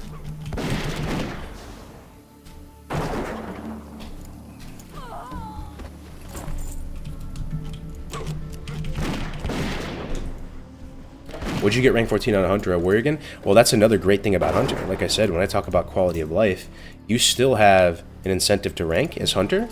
And the playstyle is so fun, man. Like AV on Hunter. Anybody ever do that? It's so, like, oh, man. Like shooting fish in a barrel. But, like, you can rack up the most killing blows by far, man, as Hunter. Like, you are just straight up farming AV. Putting, like, entrapment proc frost trap on a choke point in AV. That is chef's kiss right there, my friends. But, sorry, to go back to my point, is you don't need to rank the 14 on Hunter if you don't want to. Like, the rank 14 weapons are kind of trash. They're way too fast.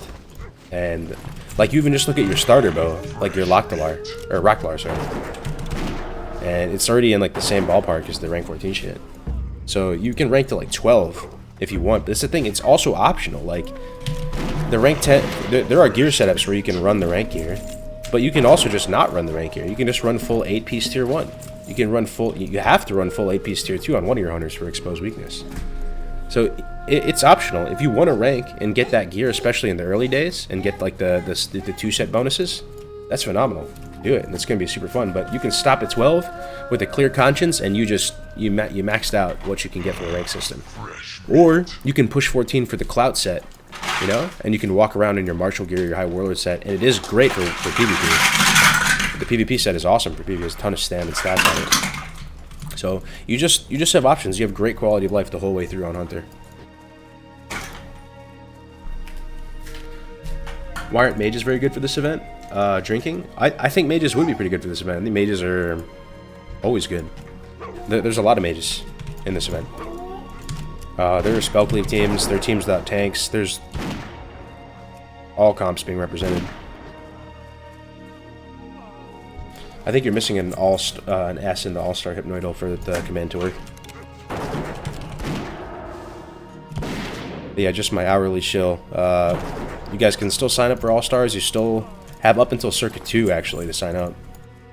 And I think the circuits are set in a way where you get the most points towards the end. So the early circuits matter the least, but they still matter, of course, you know? So you guys can still sign up today. Totally free, 5K prize pool. All the events are going to be casted and produced. Should be a good time.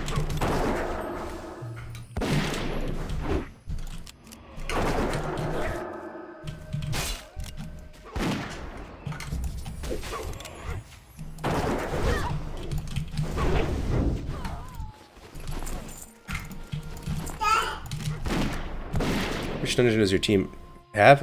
We have to do all of them, so that's the thing. It's BFD, SFK, Dead Mines. What am I missing? BFD, SFK, Dead Mines, Wailing Caverns. You do them in any order. You can set your Hearthstone wherever you want, and you have to complete the circuit as fast as possible. And the pathing between the dungeons does matter for points as well. So, like, you know what? I don't want to give away our team strat because I don't mind personally, but Obko would probably assassinate me.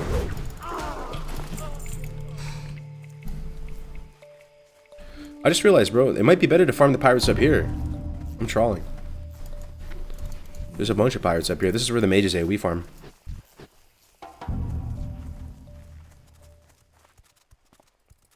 Or they fixed the ranking system so you can still queue as a solo player, as I was home with a broken leg and all it was PvP, and I even got told to not play because of our low pop server brackets didn't push too much honor.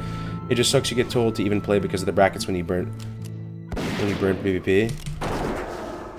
You must have been playing a lot though, dude. Like, it is pretty tough to just accidentally trip into B1. Like, oh, I just queued a lot this weekend, I'm B1. Or even B2.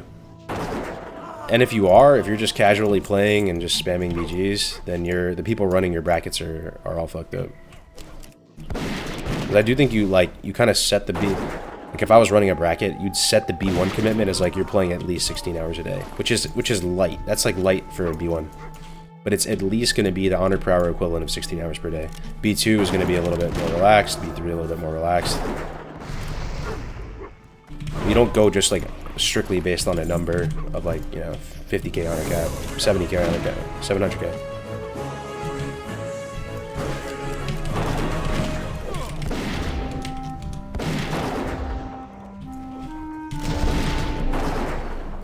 Oh shit, these are giving XP. I'm trolling. There's 15s up here. 115. That's not the end of the world. Ooh, hyper spawns. That's kind of good. Another 15. Nah, I'm not gonna kill it. I need to save XP. I only have like 70% of the level. A little under. Yeah, there's a lot of 15s up here, bro. You just farm the bottom part. Yo, Donovan, man. Thank you for the raid, brother. How was your stream? I appreciate that a lot, Donovan. I love the... I feel like you're one of the biggest, most positive people in the hardcore community right now. You're a pillar, brother. You've been keeping the community going strong. I appreciate you, man. Fresh meat. Is you farming? We're just trying to make some gold, man. I'm down bad on money. 73 silver. It's slowly climbing back up there. I think the weapon I want to buy from the vendor is a $150. I think it's a $150. So. Then we need to get some more iron. Keep pumping, getting more dynamites. I think I'm going to try to have like at least 40 of these heavy dynamites. Look at the, dude, look at the damage range on this. Unreal. 1 second.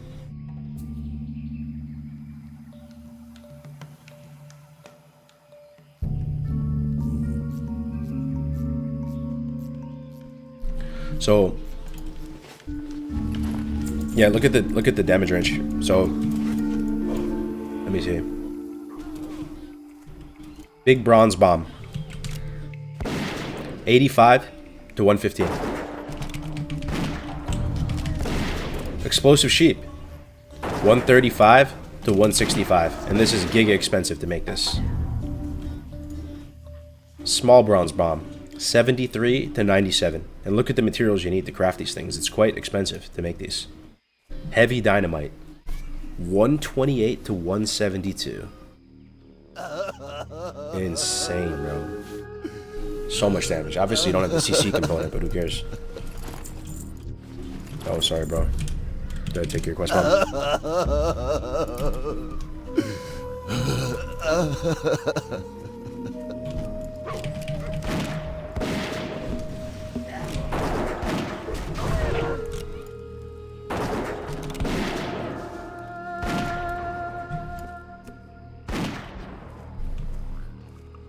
Ark Boga redeemed advice on the topic for 2,500 gnome scalps. What can I help you with, brother?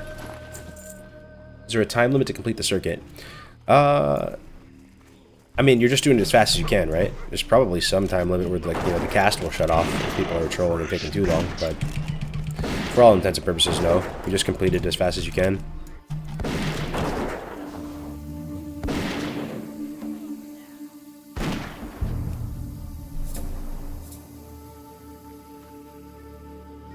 Yeah, thanks again for that raid, though, Donovan. I'll take good care of him, brother. Hope you had a great stream. Hope you had an amazing stream. Hope to connect with you more, get to know you more in the coming days and weeks and months.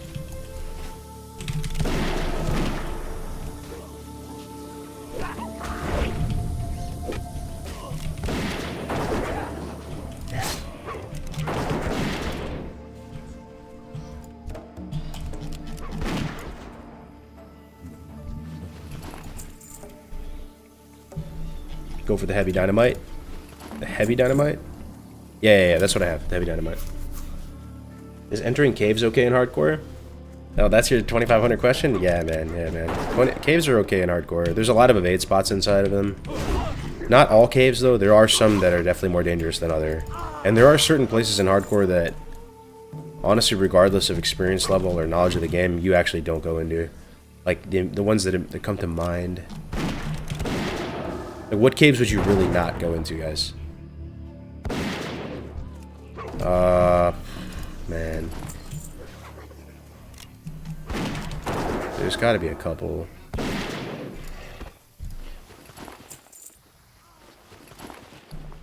Let me think. It's pretty dangerous going into the... Honestly, bro, you know the Naga Cave in Perilous?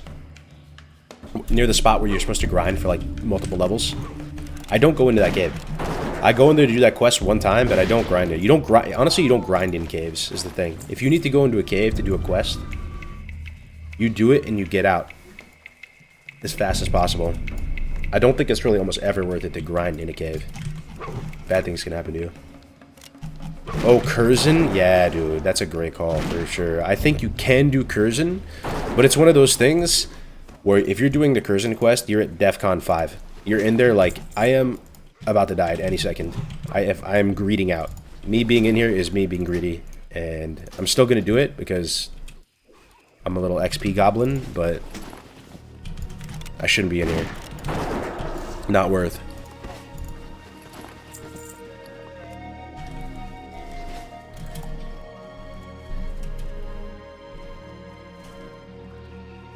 Don't grind in cave, says the man who sells a guide who tells you to grind 2 levels in cave. You're actually not supposed to grind in that cave, though, Chadley. That's the thing. If you actually look at the coordinates, it's outside the cave. You don't grind inside the cave. If you grind inside the cave, you're trolling. But maybe we should specify more. The cords are outside, though. There's plenty of mobs outside. Pirate ships? Yeah, the pirate ships, that's... Doing that quest at level should have an achievement associated with it, man.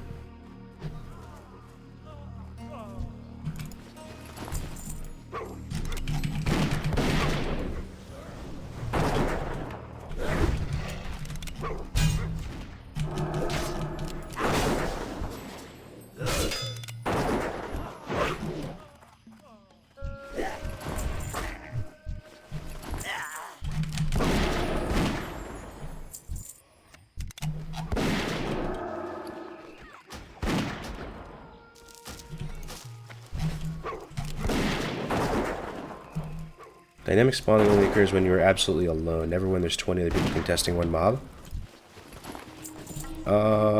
Isn't that the opposite? Dynamic spawn's supposed to happen when there's lots of people around and the mobs in the general area are dying like crazy, so dynamic respawns kick in. It's tough to trigger them alone, if anything. You can do it. I've seen it happen before, if you are super geared for an area or something and you're just mowing everything down.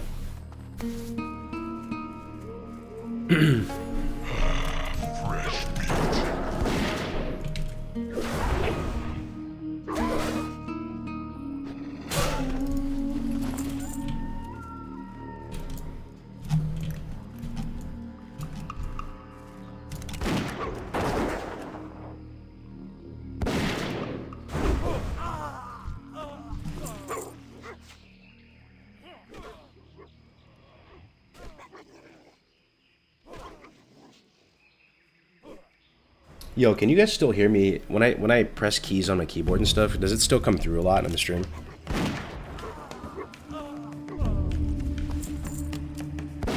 When I look at my mic on like Streamlabs, it doesn't go up when I'm not talking, but just curious.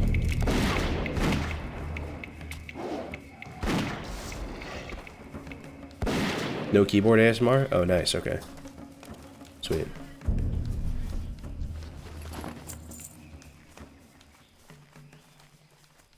I can hear it when you press very hard, okay.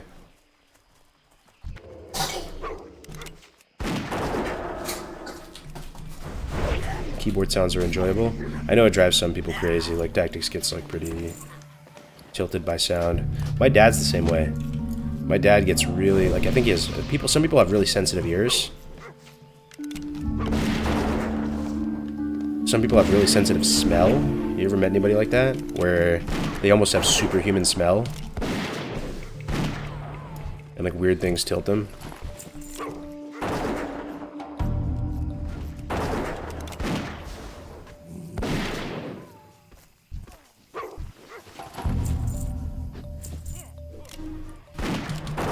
My girlfriend is like that smell.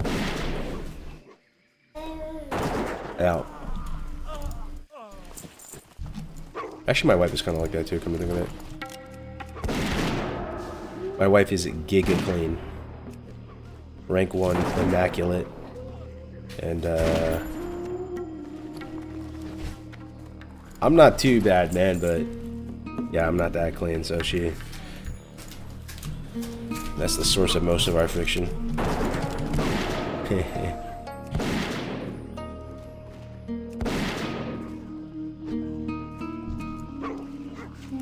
Nothing drives me crazier than those nail flies.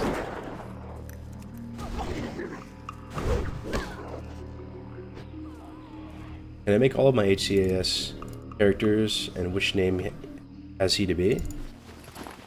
You can name it whatever you want, brother. Just sign up. There is a form in the Discord to sign your team up, and then put your character names in there. But prior to Circuit 1, you can choose whatever character you want to do going into it. And then after Circuit 1, you have to kind of like declare your main. And you can only... You can't just bring like an alt into Circuit 2. Your main would have to die. You feel me? So like right now I can kind of choose between the hunters, which one I want to bring to the table. But moving forward, I can't just like pick this hunter or that hunter for Circuit 2 and 3. Even though they're all hardcore. I'm not exactly sure why, to be honest, but that is just how it is. That's what the rules say. The main team behind the rule set is pretty much Ompi, only Black Smoke. Tactics had some inputs. What else? Lesamos.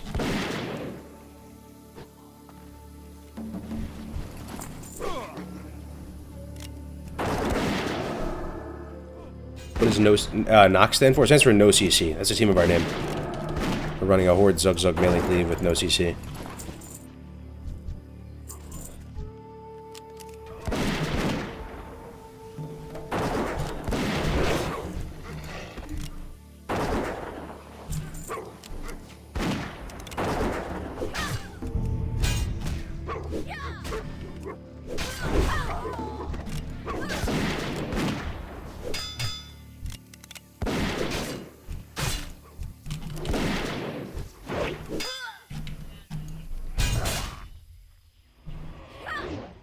Kargoz, here's a tip for your viewers. If you're going into a cave for a quest, kill the mobs going in, but don't loot them until you're running out. It slows down the respawn. Is that true? I believe that it's true. But I never know for sure. I feel like that's one of those bro science things. That it slows down the respawns. I believe that's true, though. I do believe what you're saying is true. Because it kind of makes sense in my mind. But I wonder if the game just counts them as dead. And then they're just going to despawn when they despawn. No CC but learns Frost Trap. True. To be honest too, bro, Frost Trap with Entrapment is just chef's kiss, dude. Like it's a solid reason why you go Hunter, man. If you've never used it before, it's such a busted ability, dude. 40 seconds of pure AIDS, dude. For everybody going through it. Pure AIDS that you cannot interact with in any way. Just getting CC'd into oblivion, rooted into oblivion, no DR. And it's basically an infinite value loop because, you know, Fane's 30-second cooldown. With clever traps, you're at 40 seconds on traps. You're just a perma sheet of AIDS. How nice does that sound?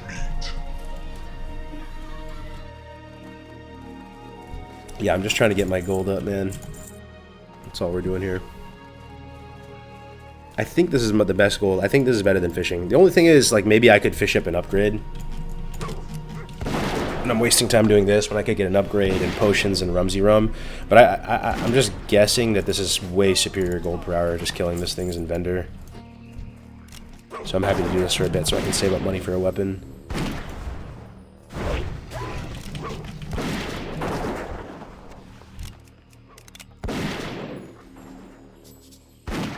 Why are you killing gray mobs? Because I don't want experience. Experience is bad. We only have 50 plus 17. So 60. We have 67% wiggle room right now. That's all we have to work with. And we still have a week to go. It's the only wiggle I have left on this character. Fishing in Tannerus is by far the best gold per hour. Not so easy to get there on Horde though. Yeah, that's a little monka for me, bro. If I was a druid with like aquatic form. Yo, what's up, Winky? Good morning, man. Yo, Winky, can I still come over today? Need that character reference, dog. Bring you some lunch. Knock chat? Yeah, hell yeah. See you in there.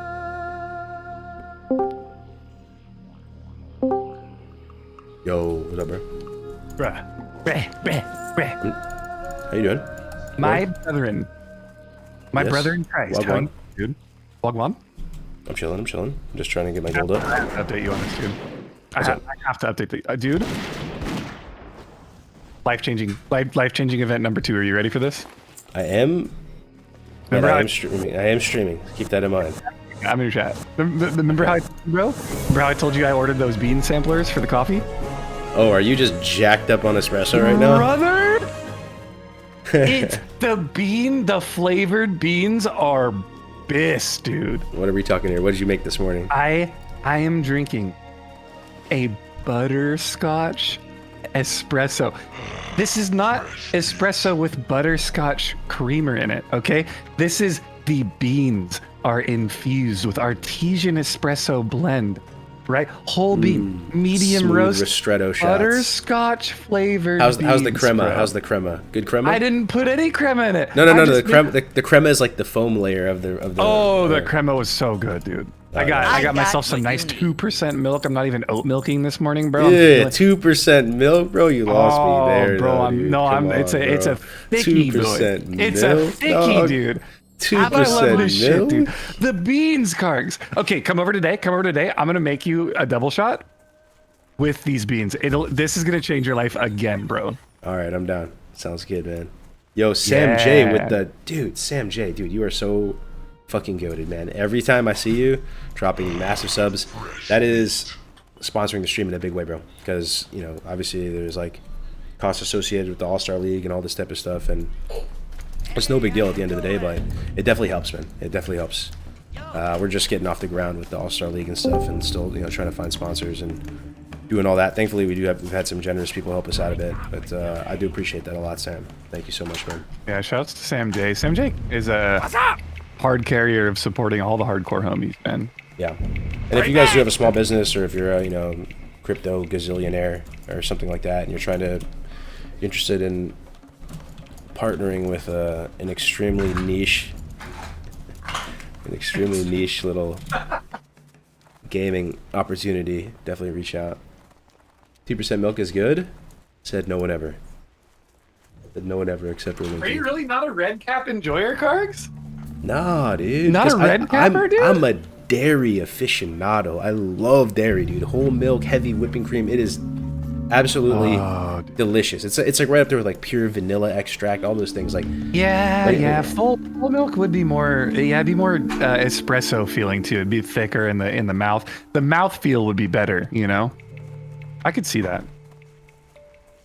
I'm just a 9-to-5 lobby spending my entertainment budget on the homies. I really, truly, Sam J, from the bottom of my heart, appreciate that because, yeah, like I said, there's lots of like, you know, costs and stuff, and people volunteering time to do things, so it helps a lot. What's up, only Yo- good to see you, my buddy.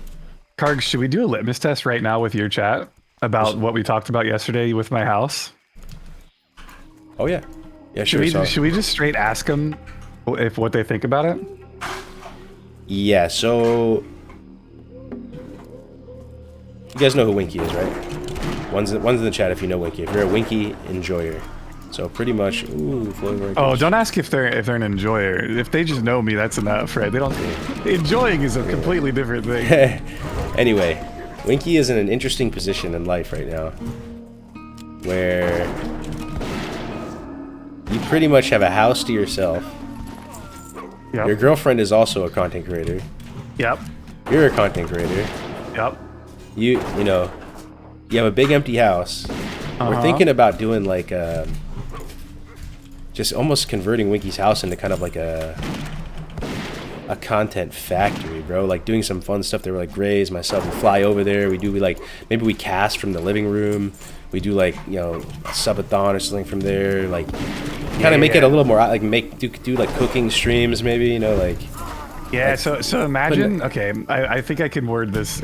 Right. Yeah. Imagine every room in my house. I have a 3-bedroom house, right, with a living room. It's got a bathroom, of course, right, the huge.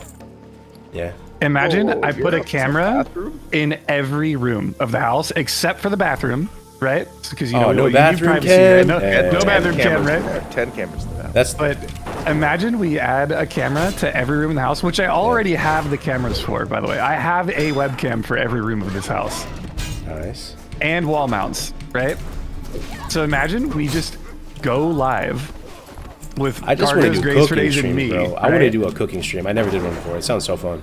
Yeah, dude. So imagine we just use my house as like a Beyond the Summit kind of activity where basically it's like a subathon, like but all the boys are there and we play World of Warcraft like in shifts. So there's always like one stream of World of Warcraft. So like Grace for Days would be playing his 8-hour shift, right? And then in the background of that, you've got me and Kargoz, or maybe live on a different channel, Playing like on Halo, Kargoz's dude. channel or something. Playing Halo. We're playing Halo. We're cooking food, right? And then we do like structured content. So like if we are live for 12 hours, right?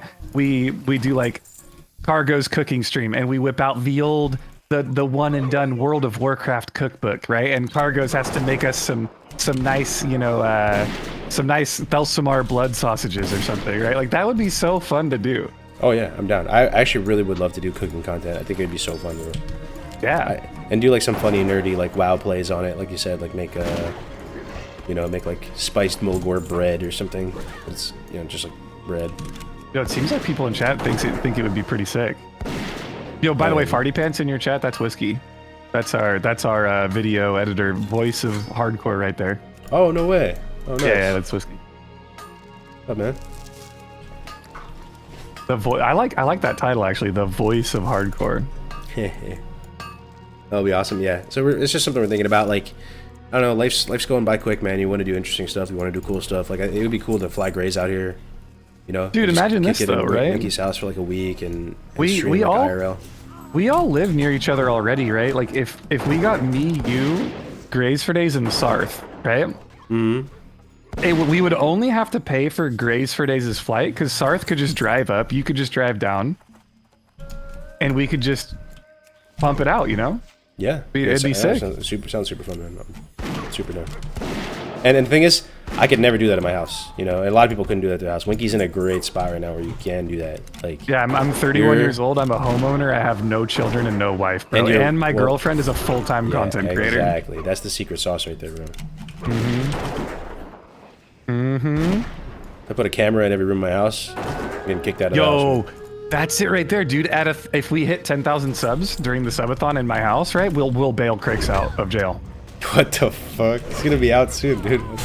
But imagine the goal. No pressure, chat, but their homie's freedom is on the line. What's my girlfriend's content? She's a Twitch streamer. She streams on Twitch full time. She's actually currently been live for 82 hours. Nice, man. Yeah, sick.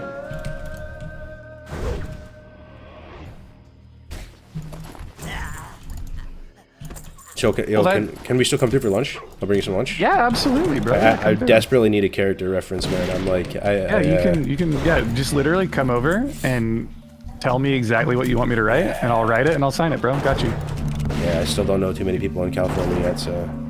Yeah, I got you, bro. I'm not sure. Should I sign it as Winky, bro? Like, I mean, is the character reference? I don't know. Is a character reference from me like not? Does that lose value? Am I a person of character? It's pre-wrote, bro. I pre-wrote it. Oh, okay, perfect. All right, cool. It's just like. All the time you saved the burning. You saved babies from the burning buildings. Application form. Exactly, dude. Yeah, I like it. I'm okay with that. Yeah, I got you. Oh, Ark, man. Ark with the 5 tier 1 subs. Thank you so much for the gift, bro. I appreciate it very much. Welcome. Second.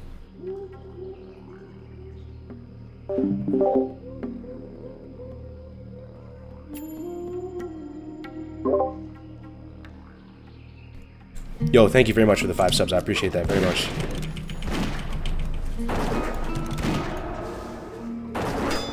How we doing today, Ark? Glad you're enjoying the content, man. We're basically the same person. Oh, go ahead. Sorry, I No, didn't go mean to ahead. cut you off. No, go ahead. I was gonna say I have a question for you, dude. What's up, man? This is a hardcore related question. I'm actually interested in the way what chat thinks about it. I was talking about this yesterday. If somebody steals your tag and you're playing a warlock, right? Somebody steals your tag. You get the dot on it, right? They clearly like pop sprint to get the tag on it, right? Let's say it's a rogue. You've got agony up on it. Before the first dot tick, this rogue sees that, pop sprint gets the tag, right? Yep. Is fearing that mob into a camp of other mobs to get that rogue killed, is that griefing? Yes. Is it? So it's appealable for the rogue. Not appealable, but it's griefing. I don't think it's appealable. I just think it is griefing, though. Who cares? Just Okay, one mob. okay, all right, okay. I'm with it. Just one mob. I feel you, I feel you. Just one mob. Just don't do that. So now, okay, now here, let's add another layer to it then. What if not only did the rogues take your tag, but the rogue whispers you and calls you a bitch? Is it griefing then if you fear the mob into a pack? It is, because when you engage with the people that call you a bitch, like, these people are fucking, like, cracked in the brain, bro. Like, they're literally, like, fucking Jeffrey Dahmer vibes, like weird chat. Like, it's literally just, you're grieving yourself by talking to them. Like, it never ends well. Like, someone gets the tag and then calls you a bitch. That's just, like, stay away from me, dude. Do you remember my story from Psalm, where when we were doing Road Drag and I was leveling the Warlock in Wetlands, there was a rogue stealthing, and every time I would put a dot up on a mob, he would come out of stealth and he would tag it, right? And then he literally whispered me after like the third mob he did it on. He literally whispered me and was like, "Get wrecked, bitch." I was just like, whoa. Damn, bro, calm it down. Little much? Little much, yeah. It's okay though. I mean, if you have Jeffrey Dahmer vibes, right, eventually you get a Netflix show. True. Yeah, is that class RP though for the rogue? Right, because I would argue that it's not griefing, first of all, fearing a mob into a pack of other mobs. I feel like stealing the mob is class RP for the rogue, and fearing that mob into other things is class RP for the warlock. You can't let your ego threshold be that low. Like, there is a response if somebody's trying to ego you, for sure. Like, but like, just for a mob tag, it's not worth. Like, you have to kind of pick your fights, you know. Like, that's not a fight. That's true. That's true. Maybe you get payback in Fellwood, like, you know, 3 weeks later when you're both leveling through Fellwood, and then you start just banishing things before they get the tag on them. You get your payback. Ooh, Executioner Sword. You just got that, is he? Oh, up on the... Oh. Hold up. I might buy that. It's possible. I don't know. I'm going to ask the chat again, bro. I'm going to ask the chat again. Okay. Are there any Hunter players in the chat? I guess you just have to be an itemization Andy. You don't have to be a Hunter player, I guess. But you kind of do have to be a Hunter player. Because you kind of know the value of your own melees versus with a two-hander versus one-hander. Okay. So, on my other Hunter, I have Executioner Sword. This is Executioner Sword. It's a classic item. Vendor weapon. It's like 2 gold for a vendor, right? That was my plan on this guy, you know, pre-Crescent Staff, to use Executioner Sword. It's our hard-hitting, beefy two-hander. Pretty solid. Yo, Ark with another tier 1 sub. Dude, thank you so much, Ark. Seriously, man. Support helps more than you guys know. So the plan was to use Executioner Sword, 8 strength. There's no agi on it though, right? I'm not getting any value on my actual, like, on the ranged attack power from this. The entirety of the value of having this weapon equipped is going to be on the melee weave, which at low levels you do quite frequently. So my question to you, chat, and normal, that's best practice to use a slow two-hander, right? That has high top end and stuff for your raptor strikes. I am strongly considering going dual wield and buying the axe from the vendor called Cutting Axe or whatever. That's 4 agility on it. And using the Serena Bloodfeather dagger with 3 agility on it. So I will have much weaker melees, much weaker melee weaving, like, you know, capacity, but I'll have 7 agi on my weapons. Sorry if that was a long, convoluted way of asking. That's 7 agi on your wrist, dude? I'd have 7 agi on weapons, but I'm going for a dual wield setup. Because there really are no two-handers with agi on it that I can get reliably from a quest or something. Do you weapon swap into melee weave?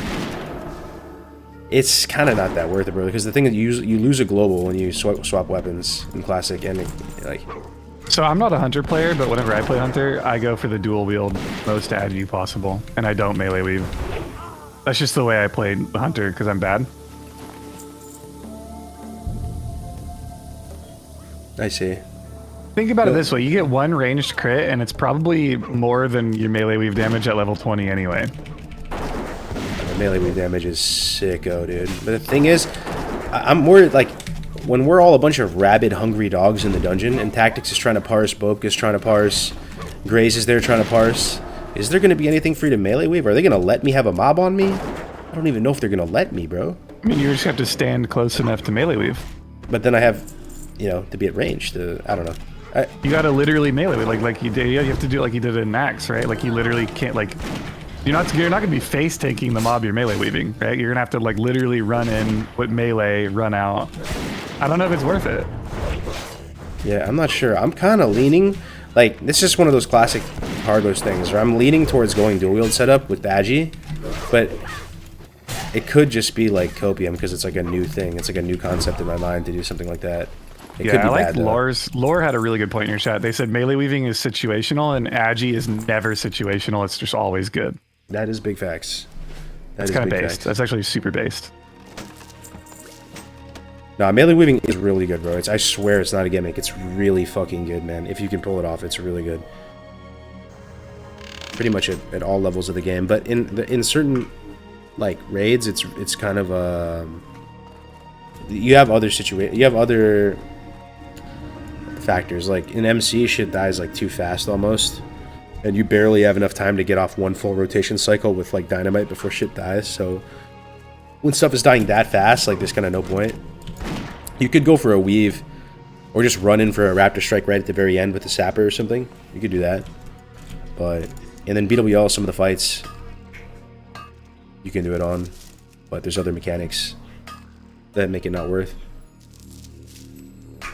I'm not gonna lie, I think I'm a professional classic WoW player. I just remembered off the top of my head the console command for the weather effects to go lower. I think I've dove too far into being a classic Andy now. Hell yeah. What is it? / console, space, weather density, space, 0. Oh, you're turning off the weather? Yeah, you turn the weather off. Not all the way, but you can turn, like when it's raining really hard. Dude, those are I fighting can't words see. on this channel, bro. I can't see when it rains super hard, bro. Like it hurts my That's eyes, good, man. That's good. You're immersed. Nah, that's not immersive, bro. That gives me a headache. I leave it raining a little bit, but the full-on torrential downpour, bruh. No, I want torrential downpour. You guys remember Everlook? Anybody play Everlook? They had the weather effects like cranked to 11, dude. Wall went in there and just copy pasted the weather twice. I swear. Not my thing, dude. Not my thing. You couldn't even see what was happening, bro. Bro, these little gnomes' pigtails are gonna lose their strain, dude. Start curling, bro. You're gonna mess the humidity in the air. Nah. Oh man. All right, I think we farmed a decent amount of gold. Yo! We might have enough to buy what we need to buy, possibly. 142. Let me show you the axe I'm talking about. Let me show you guys. So this was a site that I made back during Classic. Some of you guys might have used it. I made it with Def Camp and Melderon, Taladrill, Ale. We had a whole leveling guide on here. I'm not sure if it still works. We ended up selling it to Warcraft Tavern. But the gear planner actually still works pretty sick. So, like, if you put in Troll, Hunter, Marksman, 22, Main Hand, you can see my bis is this. Look how insane that weapon is. It just looks so fucking clean, dude. 10 agi on a polished Zweihander of agility. I won it, Good man. luck getting that. That's just a random roll, right? I know, it's from fishing, bro. I tried. From fishing? Yeah. Gray's got one. He got one like day one. I am not a fishing Andy, and after watching Around the Forge the other day, kind of what made me want to go fishing for the first time in my life. You never answered my question for the weapons. What's your ranged attack and attack speed? Ranged weapons attack speed is 2.7. 2.7. And I'll show you the axe. You can see the speed on the axe here in a second. So this would be Biss. And then you have a bunch of two-handers with a little bit lower rolls, 8 agility. Impaling Harpoon off of Captain Greenskin is okay, but it's, yeah, these are fine. But then you get into, so you kind of see a general idea of how much agi you can get on a two-hander at this level, right? So now we're looking at one-hand setups if you go down far enough. And the axe that you can buy from the vendor is this. Blurred Axe. 4 agility, requires 22 on the dot, and still has pretty decent damage on it, but the speed is so fast that it's cringe, man. 1.7. Like, that is insanely fast. But it's, 13.82 damage per second. And there honestly is some value though. I can't really tell, bro. You know when you start when you make a new hunter and you have like a little dagger in your hand and it's a really fast dagger, that feels really good melee weaving with the fast weapon too. But that's just like a starting zone type of thing. I don't know. We'd have to just see to find out. You know what just looks cool though is like when you have a hunter at like level 20, right? Level 20 hunter with a like the shoulder pads and just 2 nice swords on your hip, bro. Like it just looks cool as you're running around. It does the world, look cool. Right? It does look cool. I remember seeing hunters back in the day thinking that was so dope that they could use all the weapons. But like Blurred Axe, right? So I would use this plus the Serena Blood Feather. Where is it? Where are you?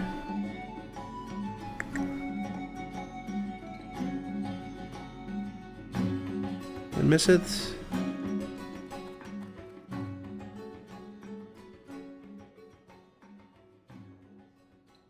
I'll find it. You know what I want to see in Season of Mastery or Psalm 2, whatever the new season is, if they're making any changes? It's this, Thornblade. Okay. What's that, Monkey? 4 pole arms in the game. Well, more pole arms? Yep. I like me a good pole arm. That'd be dope. So what do you guys think? 7 agility. I can get 7 agility reliably. I buy this from the vendor. I buy the Blurred Axe, 1.7. Dagger, 1.6. 3 agility on this, 4 agility on the main hand. Or we go for a big beefy two-hander, like Executioner's Sword, and like invest in the heavy, hard-hitting melee weave with like big raptor strikes. I think you're going off. I think you're better with the agility. This is just my opinion as a non-hunter, Andy. I think the agi is better consistently. Because what? Okay, let's think of it this way. What's the most usability you're going to use on these dungeons? Probably multi-shot? Yes, multi-shot. I mean, yeah, multi-shot. I'll have aim shot as well. You're gonna have an ammo trap and multi-shot on like every pull, right? Probably not ammo trap. It's probably just gonna be. I'm just guessing at the pacing of this. It's gonna be like mark, aimed, multi, auto. I don't know if melee weaving is gonna be a thing probably for the. I don't know. I don't even know if I'm cocking back name shots every pack. It's gonna be moving so fast. We're throwing dynamites every pull, bro. Dynamite is part of the rotation. Dynamite. I think you're gonna get because you're melee cleaving, right? Like I think you're gonna get one multi-shot out, and then things are gonna be dead anyway, right? Like. I don't know. This is gonna be the rotation, bro. I'm telling you right now. It's gonna be like we're walking up to a pack, right? There's Blobkin tactics just foaming from the mouth, rabid dogs on the street looking for some meat, and we go mark, auto, multi, auto, dynamite, pack is dead. We're moving to the next one already. I honestly think it's going to be like that. I'm only casting aim shot on like bosses, and it will help a lot on bosses. Do I have a deal for you? Be good. There's a 9-person line for Princess right now, bro. What is hardcore becoming? 2N is Biss. Kargoz, your punter pumper here from that server that won't be named. Big hitter weapon will out DPS in single target. Okay, so you like the melee weave more than the 7 agility. Yeah.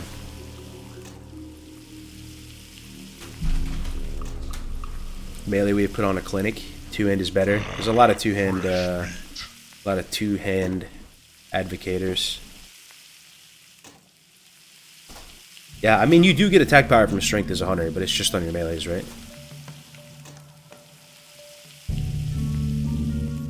Everyone hard stuck in the starting zones. People starting to realize that they're actually bad at the game and die consistently. There are 9 people, unironically, in a line to kill Princess right now, bro. Nice. 9 people, and someone said, "Dang, someone didn't respect the queue," and then another person was like, "Yo, F your queue, man, solo YOLO," like the rogue. What are you doing about the mana situation? We're just popping mana pots. I'm hoping to have like 20. I think 20, maybe even 25 day of, and we're just popping this. You actually can use the next tier up of Mana Pot. Fuck, man. I should kind of get the next tier up. They do sell it from vendors as well. I think Booty Bay sells some of the next tier up. It's 22 on the dot, right? The next mana pot up. I do have a bunch of these lesser mana potions. I have like 15 at the moment. Do you have any interest in rating HC with Elite? I do have a mild interest, bro. Like, if I made it on my Hunter before that I died at 57, I died at 57, then I ran it back, and then the next week I died at 50. So obviously, like, I had to take a break after that from like just leveling Alliance on Bloodsail. Like, I had to chill for a minute. Like that was rough, bro. And the Devil Sword death was brutal, bro. I was just typing to somebody in guild chat. Devil Sword runs up to me, fears my pet, first global, and just my feign death resist, dead. I feel like if anyone deserves to be there for a rag kill, it's you, man. Like, you haven't killed rag yet on hardcore. Yeah. What a loser. I mean, yeah, I think you got it, dude. Like, just literally, if you told them like, yo, let me tag along and give me a Petri flask in case shit goes south, like, they would for sure bring you in. Yeah, for sure. I mean, I'm not tripping. It's probably just gonna be. I mean, I'm killing rag every week on normal. It's probably gonna be the same, I would imagine. Oh, it's way different in hardcore. What do you mean it's the same, dude? It's not Psalm is the thing, bro. In classic Yeah, era, but it's almost impossible to wipe. I'm not even kidding. On era right now. Oh, I don't know, bro. Well, we'll find out today. EU's going in today for the first 3 bosses of Molten Core for their first time. If you're rating on era right now, you know what I'm talking. It's like literally, bro. It's almost impossible to wipe. You would have the only way you wipe. I think is it's not about wiping. It's about losing people. If you lose anybody, it's horrible, right? I guess that's the thing. But you have a way higher chance of wiping on trash, like NMC. You know, like those packs with the that like perma stun lock you, with those fire guards and the fire destroyers. Yeah. Yeah, those are probably the most dangerous things. You know what the bottleneck is for not only EU's Molten Core clear, but NA too with Hardcore Elite is Warlocks, dude. If you want a raid spot and you're listening to this and you're interested in hardcore raiding, make a Warlock, dude. Just go roll a Warlock. Yeah, go steal Winky's raid spot. Yeah, take my raid spot. I don't want to raid with that toxic ass guild, bruh. I raid with my boys. Who's AKA streaming me. EU Hardcore MC? I'm not sure if anyone's streaming it. Maybe Ragnar? Yeah, I think Ragnar's probably the only one, but he just died. We watched it on F's, right? Oh, yeah, I'm not that's sure. right. I'm not sure who's streaming it. That's true.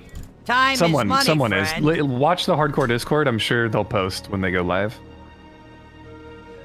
Keep it real. All right, we're gonna pick up an Executioner's Sword for now. Maybe I'll have enough time to pick up both. Who's streaming it?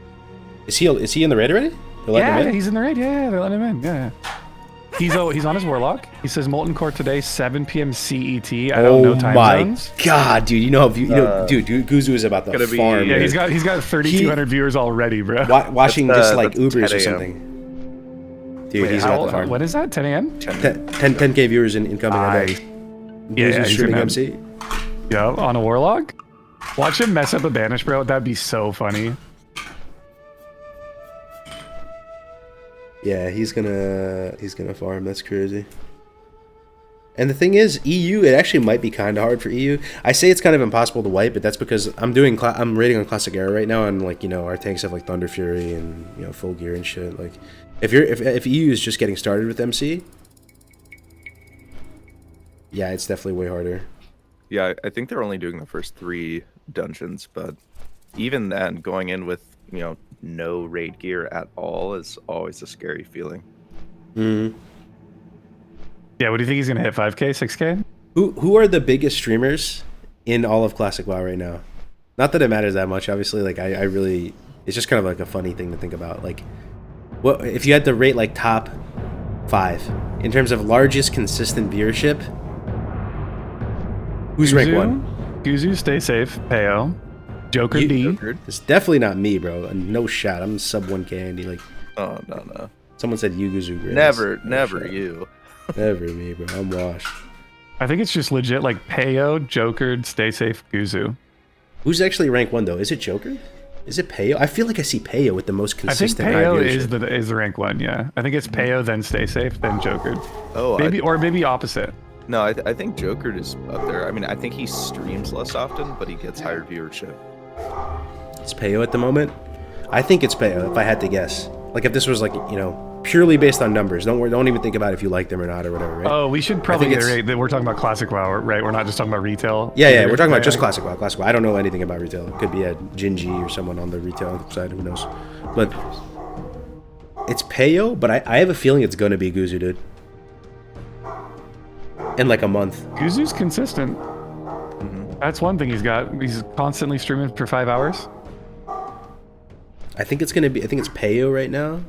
Peo? Who's bigger, Joker D or Stay Safe? I don't even know, dude. I think it's Joker.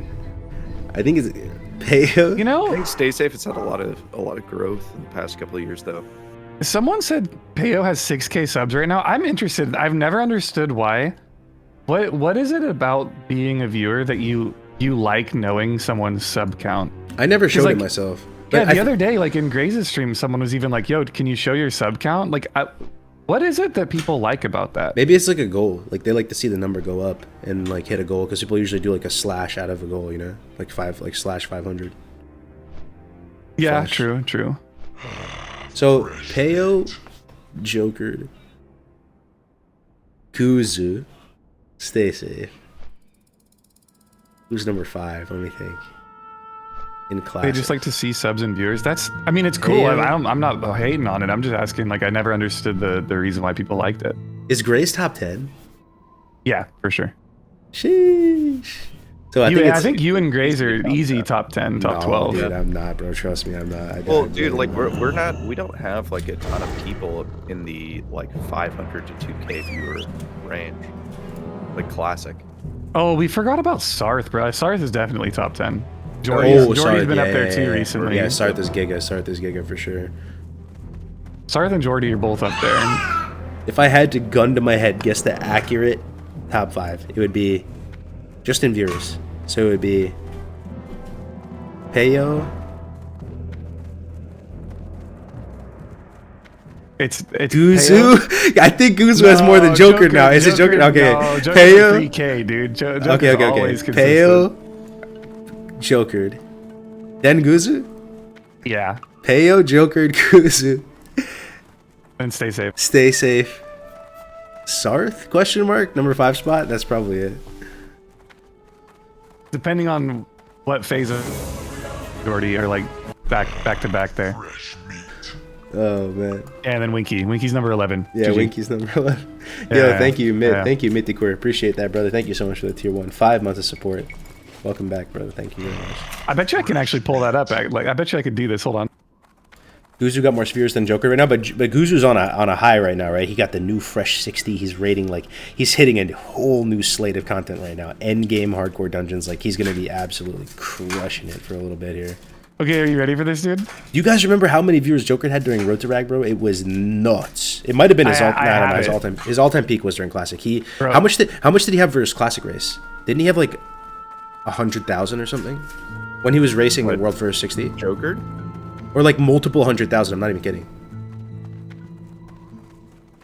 Because he was world first, you know.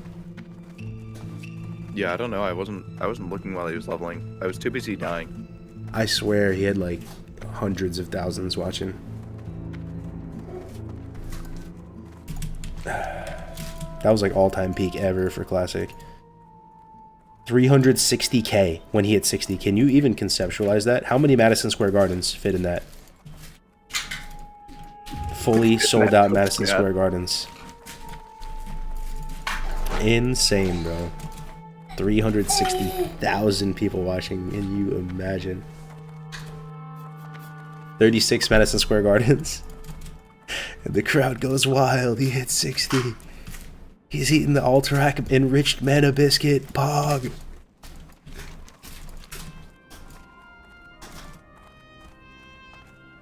Alright, I'm checking this goblin over here. Secret vendor. It's not so secret anymore.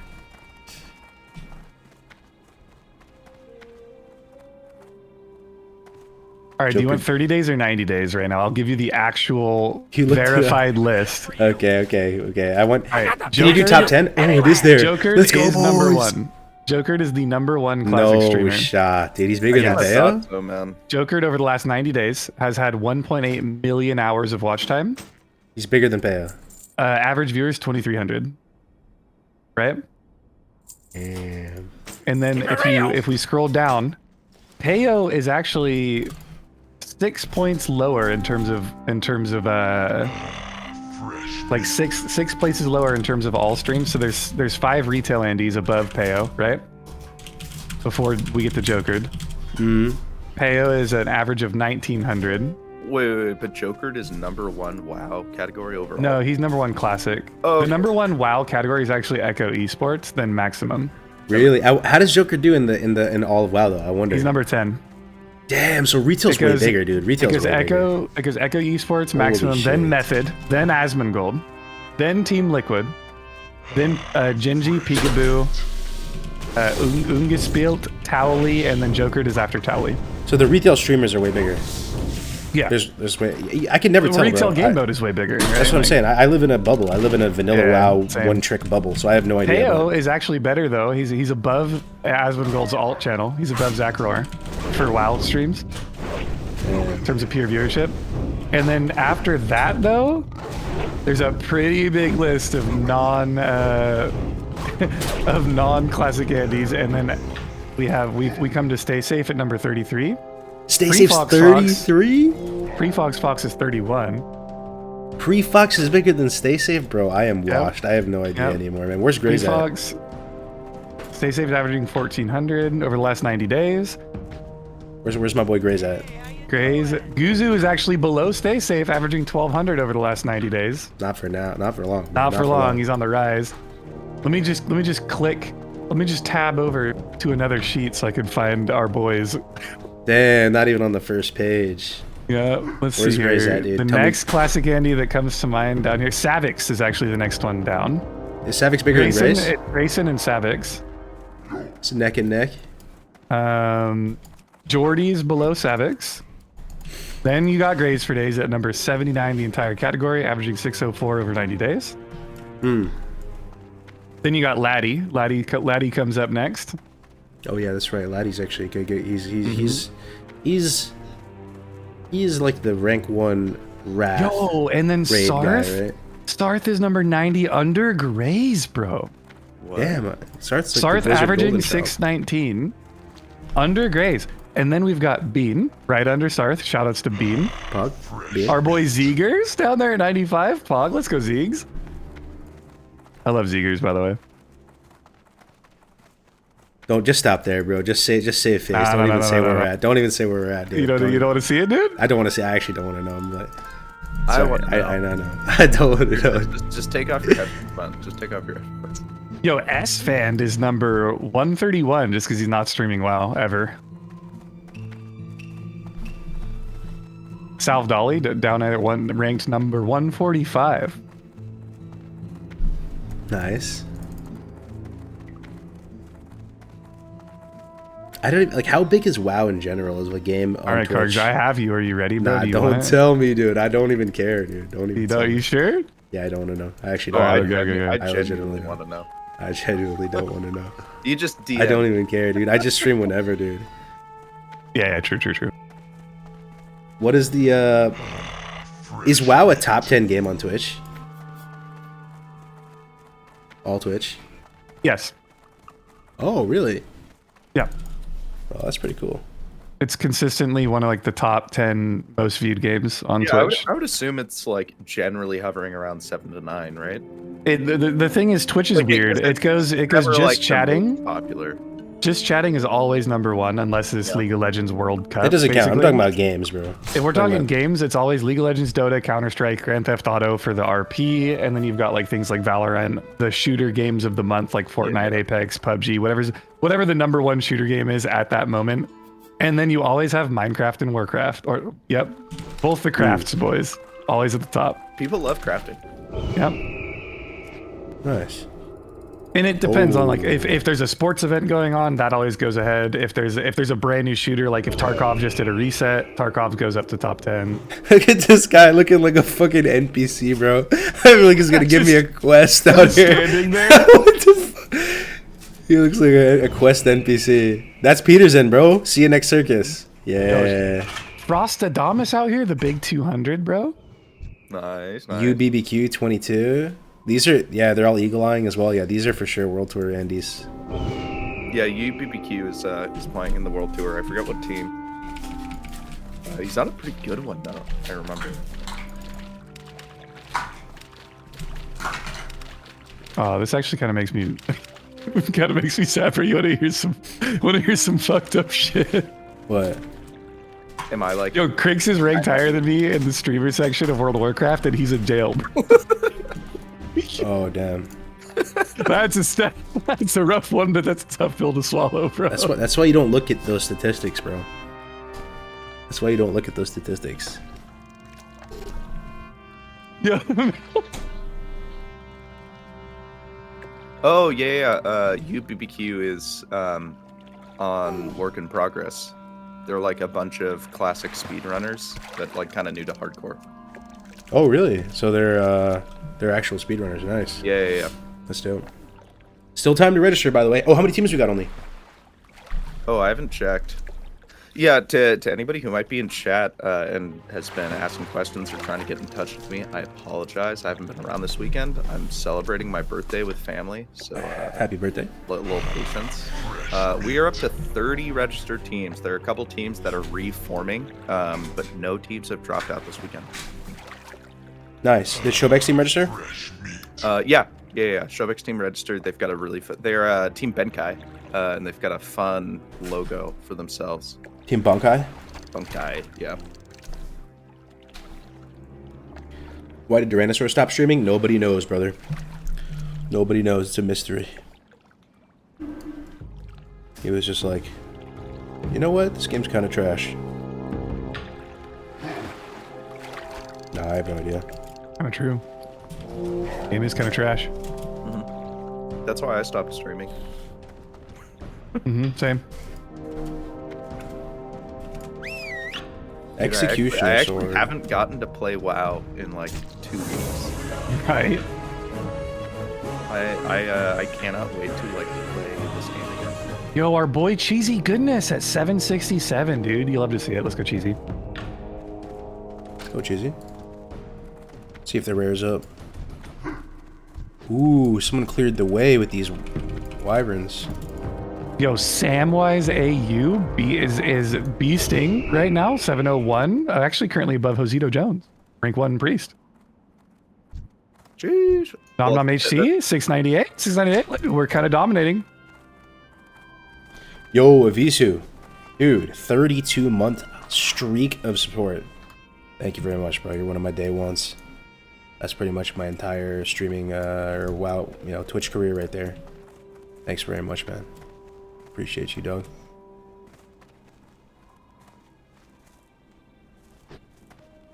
Now it's about how long Warcraft has left. Yeah, we'll see. We'll see. Yo, you see this texture right here? This is what I hope they can fix or improve, rather. Not to say that it's broken, but this type of jarring two-dimensional texture, I'd love to see Classic just get a little shoe shine, Don't Yo, make it look all retail, but I'm ranked 326 over the last 30 days, bro. I'm in the top 500. Let's go. top 500. Top 500. Top 500. That's like blue parsing. Yeah, we're working our way up, dude. We got maybe top 100 this time next year. You never know. Hell yeah.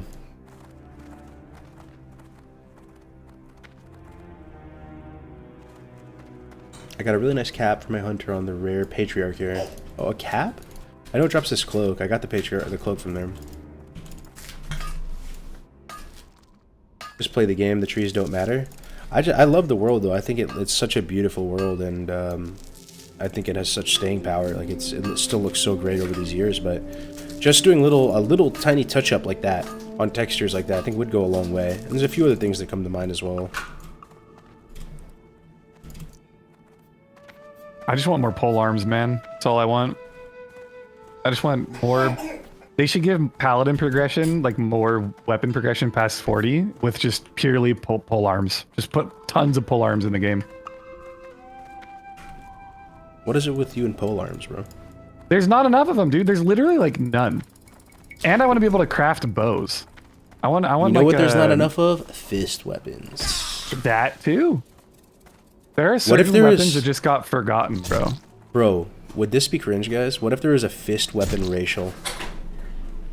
Like, you know how sick, actually, enhanced you know shaman rocking the fist weapon and a shield, bro. God, yeah, actually, maybe, dude. Hold on, let me think about this. Fist weapon for fast attack speed for enhanced shaman tanking with a shield. Calling it now. Because you know the thing is, like this, like the human racial is so strong, right? Like it is such a big deal, and the fact that they have sword and mace skill, mace racial. That would be kind of sick, dude. Like, cause fist weapons are pretty much useless. Does anybody unironically use fist weapons in the game ever? David did on his warrior run. I used a fist weapon for a little while on my rogue. I'm leveling on Fairlina because like leveling or something, nobody right? out there with me. You could use it. Maybe like a hunter could use it as like a stat stick on him if there's like a fist weapon with like a crit on it or something. It's a type of weapon though that Blizzard like never gave any love to. It's kind of sad. What if Psalm 2 is Season of Crafting with SOC for short? Like double the crafting. And they literally like overhaul crafting, add tons of new recipes, right? Like shit tons of new recipes, make it all super powerful. That'd be really dope, actually. Season of Craft, like the every boss in the game of every low level dungeon has like dope recipes. Maybe it could work, maybe. Ooh, water tech trunk. Let's go, man. Come on, baby. 2-handed dry-hander, 10 agility. Let's go. Oh. Ooh. That's not an upgrade. That 6 attack power on leather bracers is not an upgrade? Nah, you get 2 AP per agi. These bracers yeah. Yo, you know who would love the Season of Crafting would be Hero Vision. Yep. Hero Vision would live in WoW if crafting was better. Yeah, that is one thing that they could touch up a bit. I think when you're doing changes to Classic though, what the way to do it would be to do really subtle changes and gradually change things and see if anything breaks. You know? Yeah. That'd be kind of the pussy way to do it, but I also think that is kind of like the safest way to do it. You go one step at a time and you make small changes that are not going to be too jarring because people love this game, bro. Like they don't want to see it go to shit. Like, oh yeah, well, but you always have Classic Era servers, right? Like if you don't like the current season, you don't have to play it, right? It's not like Diablo 3 where you're locked in to the current season unless you're playing on like non-seasonal. Well, do I take one tab? Is this BM? Is this BM to take one tab? No, man. He's Alliance, bro. That's my fucking RP. I mean, no, because this is another. Actually, I'll give one tap. I'll get just one tap. Enjoyer. Yeah, just one tap. Just in case I got a Bob Saget. Dude, the Westbrook Garrison, bro, needs help. Oh no. Oh, the rare's up if anybody needs the cloak. Up here. What else does he drop? Kill it to deny people the cloak. I think a dagger or something. Ooh, a dagger, you say? Any agi on it? Let me see. I think so. I think it's Pride Wing. maybe not. Pride Wing Patriarch. Webwing Cloak.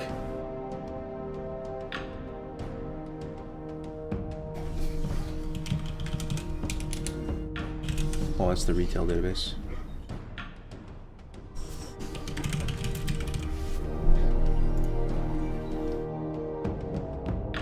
Drops Bob Saget?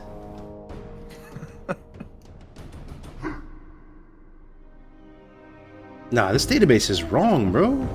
It says it just drops a random green or a blue or something. Yeah, I mean, maybe that's correct.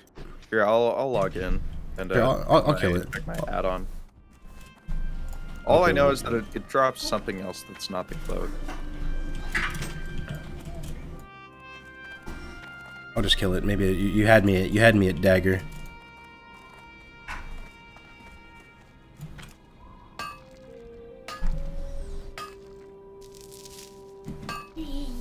It's a poison dagger. Does it have agi on it, Sin list? Or if you know the name of it, I appreciate it.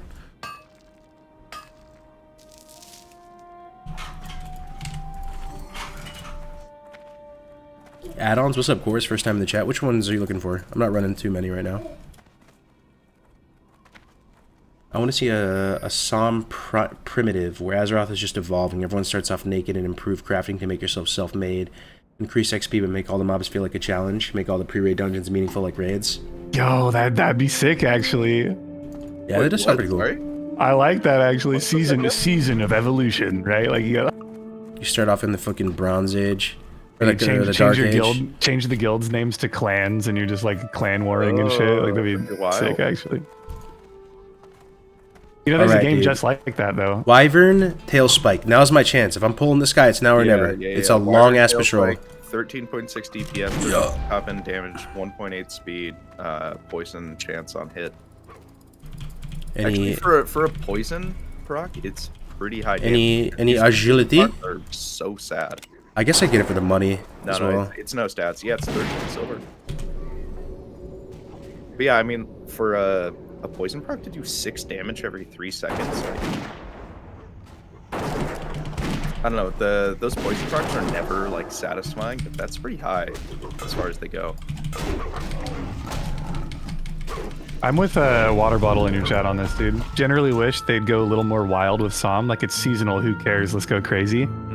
Like, Bro. yeah, like get some crazy stuff going on. Like, who cares, right? Well, What yeah, do you mean? so, Who like, cares, bro? Oh, you Who got it, Kargs? You got Yeah, it? yeah. Well, this is good for money, bro. That was worth it. 31 silver for killing that guy? Insane. Yeah, it's pretty good. But yeah, like I forget what the effect is, but people are more willing to like accept changes if it looks generally like or like kind Vanilla of like people are very already sensitive towards what know. changes they make with Vanilla WoW. Maybe it's just me, but it's like if you make it a clown fiesta, you lose all faith in the community and with the Psalm. But, And if you're it, just but, like, these it's, people but are it's fucking Psalm, right? It's just, it's like the whole point of it is like It's they're trying to so- make it into Diablo, like Diablo don't- Seasons, right? Like, True, but if they Frankenstein it too much, where it's unrecognizable, or if it's Yeah, like it loses that original flavor that makes it. well, you keep the core gameplay the same, and you just change a bunch of other stuff. Yeah. Yeah, I agree. Like I think that there's a big difference between going wild with a Psalm and trying to like say or trying to specifically tie it to like we're trying to change vanilla servers. Like these are tests for it, you know? Like it's a big difference. Yeah, what If they roll just out lived- another Psalm and leave the scuff talent trees the same they've been forever, I'll be disappointed. Oh, I love the classic talent trees, though. I do love the classic talent trees. There are some talents that are underwhelming. I agree. How sick would it be if they What? gave us TBC talent trees in Psalm? Like, how cool would that be, right? Yeah, like the entire Not thing sick. was pre-patch. Nah, not No, sick. do you, I don't know. imagine you get TBC talents, right? And then in order to gain the additional 10 talents that you would have gotten from TBC, right? You gain 1 talent point like every time you clear a raid for the first time. So like the first time you kill a rag, you get a talent point. Right? The first time you I feel like a turtle in a shell, bro. It's like I'm open to the idea of like changes to vanilla and experimenting in the Psalm world. But when shit gets too crazy, I just like retreat back into the shell. I'm just like, all right, just run era back, just run it back, just literally run era back. Exactly Well, yeah, how it they could was. run era back too, right? Like you could have fresh era, you could have hardcore servers in era. That'd be sick. I don't think they're gonna do both though. I actually don't think they're gonna run era back and also have fresh Psalm. I know I saw a Solheim video this morning. I was watching about like the future of Classic, and he was saying he thinks they're gonna run era back as well as do Psalm. That's gonna be like an inconsistency with their like strategy if they do that. No, I think that they are going to do both. I think that they're going to like run era back as another like 3 to 5 year project, something that like they can kind of launch and have it be quote unquote like evergreen for a really, really long time. And Psalm is their like active attention, saying like, oh yeah, let's like have fun and keep giving that like what their ability to do like fresh in a bottle kind of thing. Like I get that like we have ways of doing it, like through dungeon drafts or whatever. Like the idea of having a server that just resets every month or something is a wildly fun idea, yeah. But I think for them, Psalm is the closest thing that the Blizzard devs say like, yeah, we can definitely like have that kind of cadence. That's true. I mean, we do have Like, errors. it- As it- long as yeah, error because servers are up, once you run it back with Era, like you don't need to touch it, and it's not like it's not like something that you need to protect and have nothing else going on. It's something that you can kind of just leave there for multiple years, and people are going to stay with it, join it, come back to it again and again. You know, there's a lot of ways to engage with it. Like even with the Era server you're playing on right now, Kargoz, like it's been up for what, like 4 years? And yeah, you've come What back to can it I do multiple for you? times despite everything else going on. So it'll always be there. It'll always be available. Yeah, or maybe they just add, like, what if they take the Diablo 2 approach? Every time a new SOM comes out, they just add new things. Like okay, there's a new set, right? There's a new Dungeon Point 5 set for every class in the game. There's a new like one small like system or new gear that comes out with everything, and it just compiles, right? In theory, it could be cool, but in reality, they just don't. I honestly do not believe they have a big team and a lot of resources to do it properly. So if you can't do something properly, you might as well just not really do huge changes like that. If for some reason like they believed in Classic's future of being like this SOM ecosystem with Classic Era as the backbone, like and they were going to put a lot of resources into it and have a legit team, get community feedback, and try to do it like the right way and invest into it, I think it could be cool. All the stuff you're saying could be cool. It's like, I honestly think they're just going to have like a small budget, small team, and they're just going to kind of wing it. And if they go too crazy with it, I always revert back to it's like, I don't know, I think I'm the only one that actually would want this in the game, but I want the exact same game. I want vanilla WoW, right? But I want a ladder. I want experience gain to continue past level 60. Like the EXP bar's there, but you never level up to 61, right? It just infinitely goes up. And the more things you do at level 60, the more experience you gain. There is a ladder on the internet that shows you where you're placed at in a ranking format of how much XP you've gained, so that people are in, like, people want to go do 60 content. They want to do 60 dungeons. Like, everything counts towards this ladder, this never-ending ladder of I've played my character more than you. Do you go above level 60 or you stay level 60? No, you stay at 60 forever, but the XP is how you track how much activity they've done on that character, right? So you get experience for doing Molten Core, you get experience for doing 60 endgame dungeons. It gives people that have a Thunder Fury on their wrist another reason to run Strat Live, right? It's true, but I also think it could be damaging in a way, because I think, like, I like it when people don't feel attached to their characters, kind of, bro. Weirdly enough, I like it when I like that cultural dimension of Classic WoW compared to Retail WoW, because Retail WoW is about, I want to stockpile as much as I can on my character and have it forever, and I'll just have like a fucking glorious stash of items, and I have achievements, and my character is just, you know, like that is, I like the Classic dimension of our culture where it's like, now we're just fresh, bro. Like, tell me to delete my character, say, you know, I'll just delete it right now, I'll just go again, it's fine, like, we'll go to the next thing. Like, we're kind of disattached to it. Like, you just run it back. Like, and if you create a system in Classic where it's like, oh, you just create more and more XP, and now somebody's character seems better than another person's character because they've played it longer, even though it's purely cosmetic at the end of the day, it's not actually going to affect gameplay. It's like a step away from that direction. I just want to know, like, what the downfall is of if you have a ladder, right? Like, what's the problem with it? If you have something that tracks like player activity, and it makes people want to go out and run and be in the world, killing mobs, doing dungeons, like hanging out, like, I mean, I think ladders, leaderboards, all these types of things are like I think they give people a big reason to play the game, right? It like creates like an infinite gameplay. Yeah, it's a value loop. And those are pretty light touches from a dev standpoint. Like, implementation is not the hardest thing in the world. Like, the change that I want to see would require something like Kargoz is talking about, where like they actually have a dev team who's capable of supporting like big things. So yeah, like, something like what you're talking about, Winky, like, yeah, that sounds super fun and super achievable.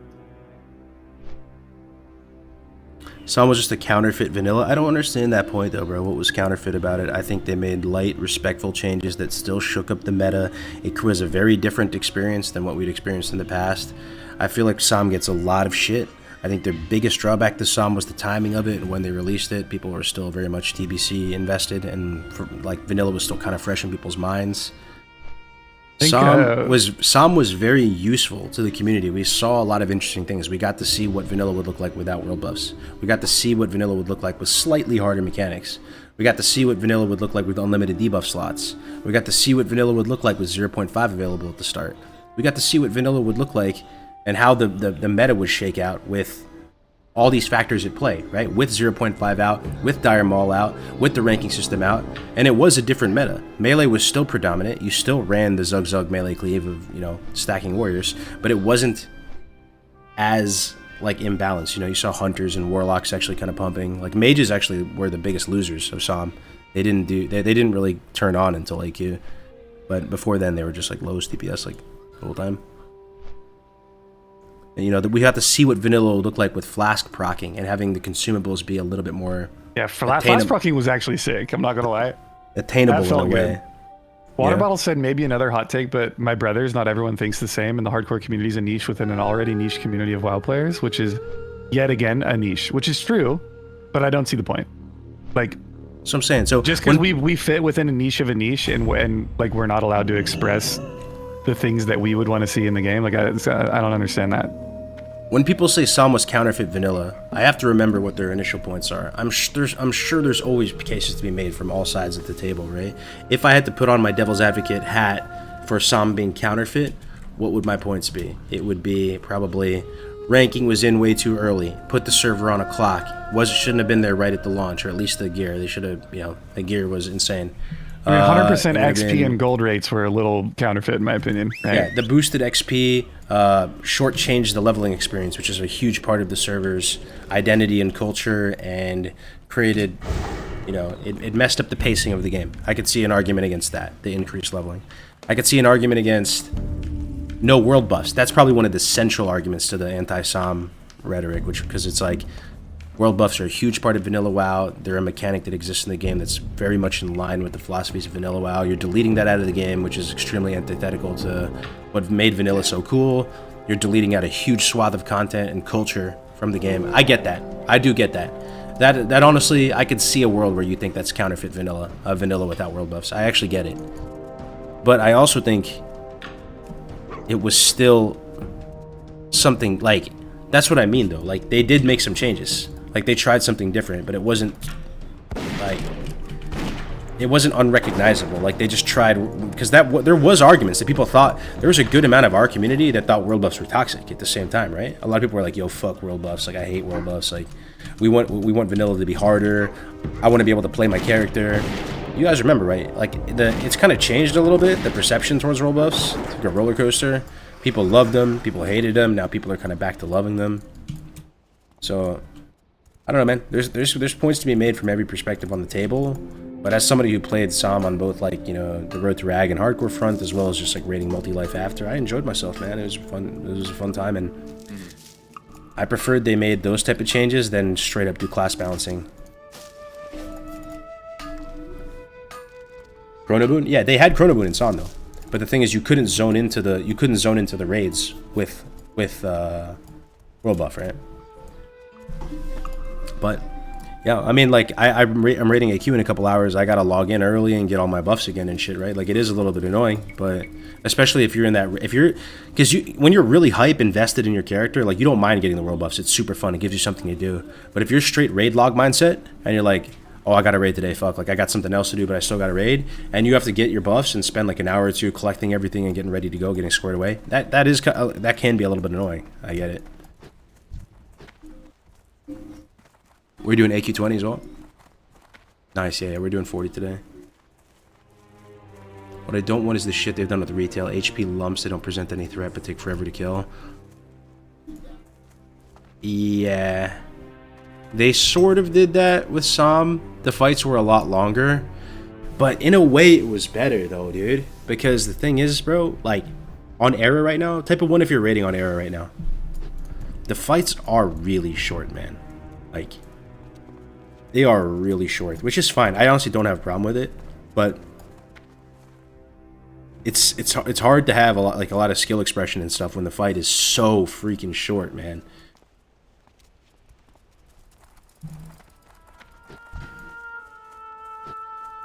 Like, we're talking, some bosses are like 10-15 seconds, some bosses are like 20 to 30 seconds. Like, in SOM, I'm pretty sure that, I mean, they doubled the health totals on a lot of these bosses, right? So some of the fights were at least a couple minutes.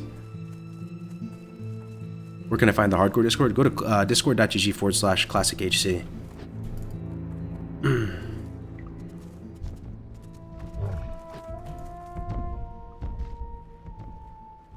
Thoughts on revamping the PvP system? Instead of skillless PvE grind for rank 14 gear, add modified RBGs so the people who are truly skilled get the best gear. It's possible. I have an open mind to it though, but I just think you have other versions of the game where you have more of a straight up skill expression means you get the best gear. I actually like the unique dimension of the vanilla WoW PvP system where politics come into play a little bit, and that strictly the best players don't get the gear. You have to be a team player as well. It's not just about being the best. If you're like a fucking degenerate griefer and you don't care about other people's time and you're trying to break brackets and stuff, I like how you can get fucked.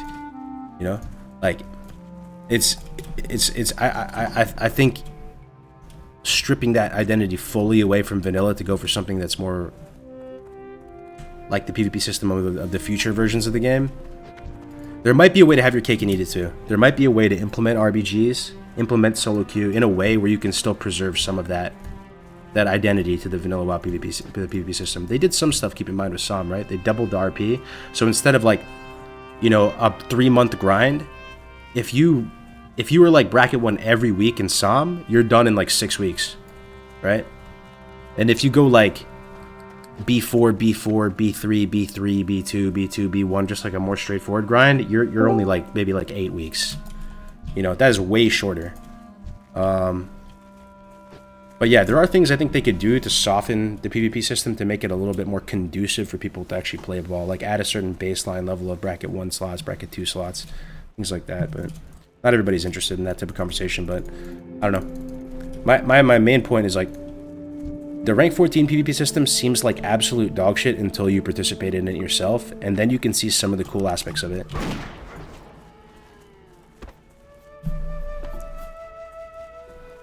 I mean, rank 14 is cool, but there is no skill expression in that, right? That is incorrect. That is incorrect. There is skill expression in it, because you have to be able to pump honor, dude. How do you pump honor? It's not just a straight up slash blade. It's not. There's more to it than that. There's much, much, much more to it than that. I participated and got rank 13 and stopped. Yeah, I mean, all servers aren't created equal. Some servers you might be able to just do a slash blade. If you're like on an easy mode server, like it could be like that for sure. People that actually leave the house to work though can't farm honor while at home. Workers just AFK BGs. What's the skill base there? It's a whole nother discussion. Like, it's not that interesting to most people. They don't care enough to learn, but about it. But I assure you, there's more to it there. There's a whole, it's a whole world, bro. And I like that about vanilla, that the PvPers have their entire world. They have their own sphere that they operate in vanilla, and it has nothing to do with the PvE folks. The consumables they need on the PvP front are entirely different. There's some crossover, but from the consumables that the PvE folks need. The mindset, it's two different worlds existing on the same server, which is cool. When you're ranking and you're doing PvP shit, it's tough to raid. Most of the rankers, and it's actually probably good if you're ranking to not raid. It's too much. You're gonna spread yourself too thin and burn out.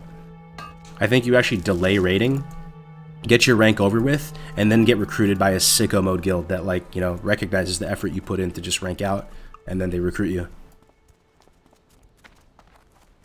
But PvE is its own world too, and that's the cool thing about a vanilla server. There's multiple communities, multiple hemispheres of players that are all doing their own thing, right? Fresh meat.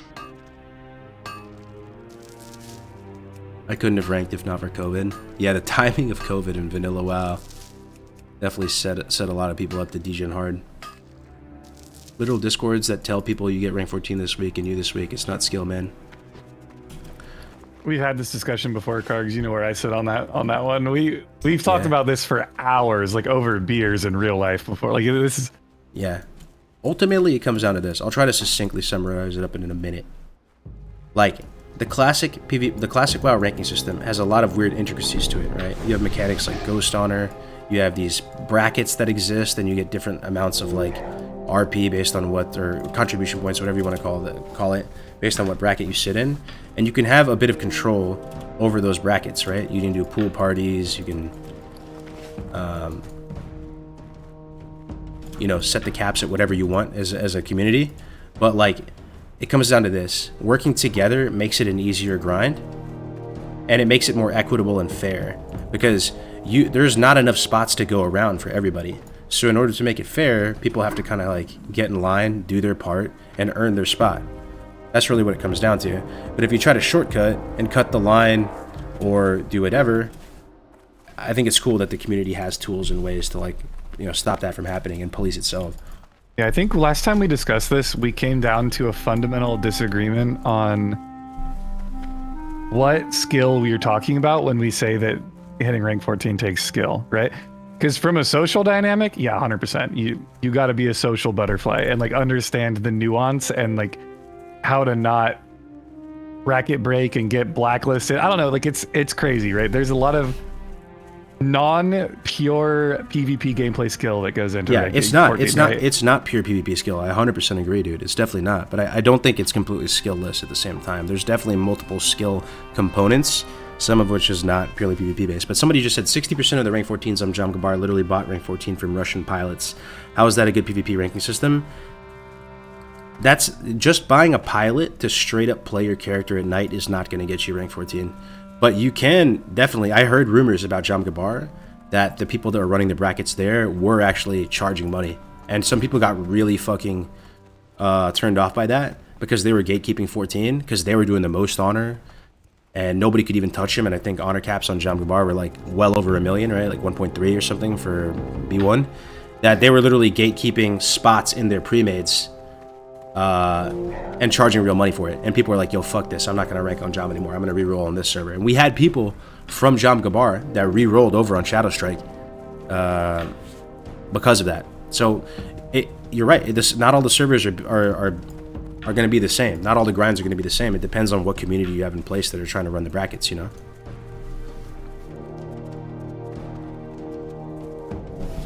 You can have easy mode servers, you can have hard mode servers. Ranking to 14, Gen 1 on like Fairlina, or what was another one? What are some of the Giga ones? Like Herod. Gen 1 ranking there during actual Classic and not SOM, that's pretty much as hard as it's ever going to get. SOM was, regardless of what server you're on, is going to be way easier.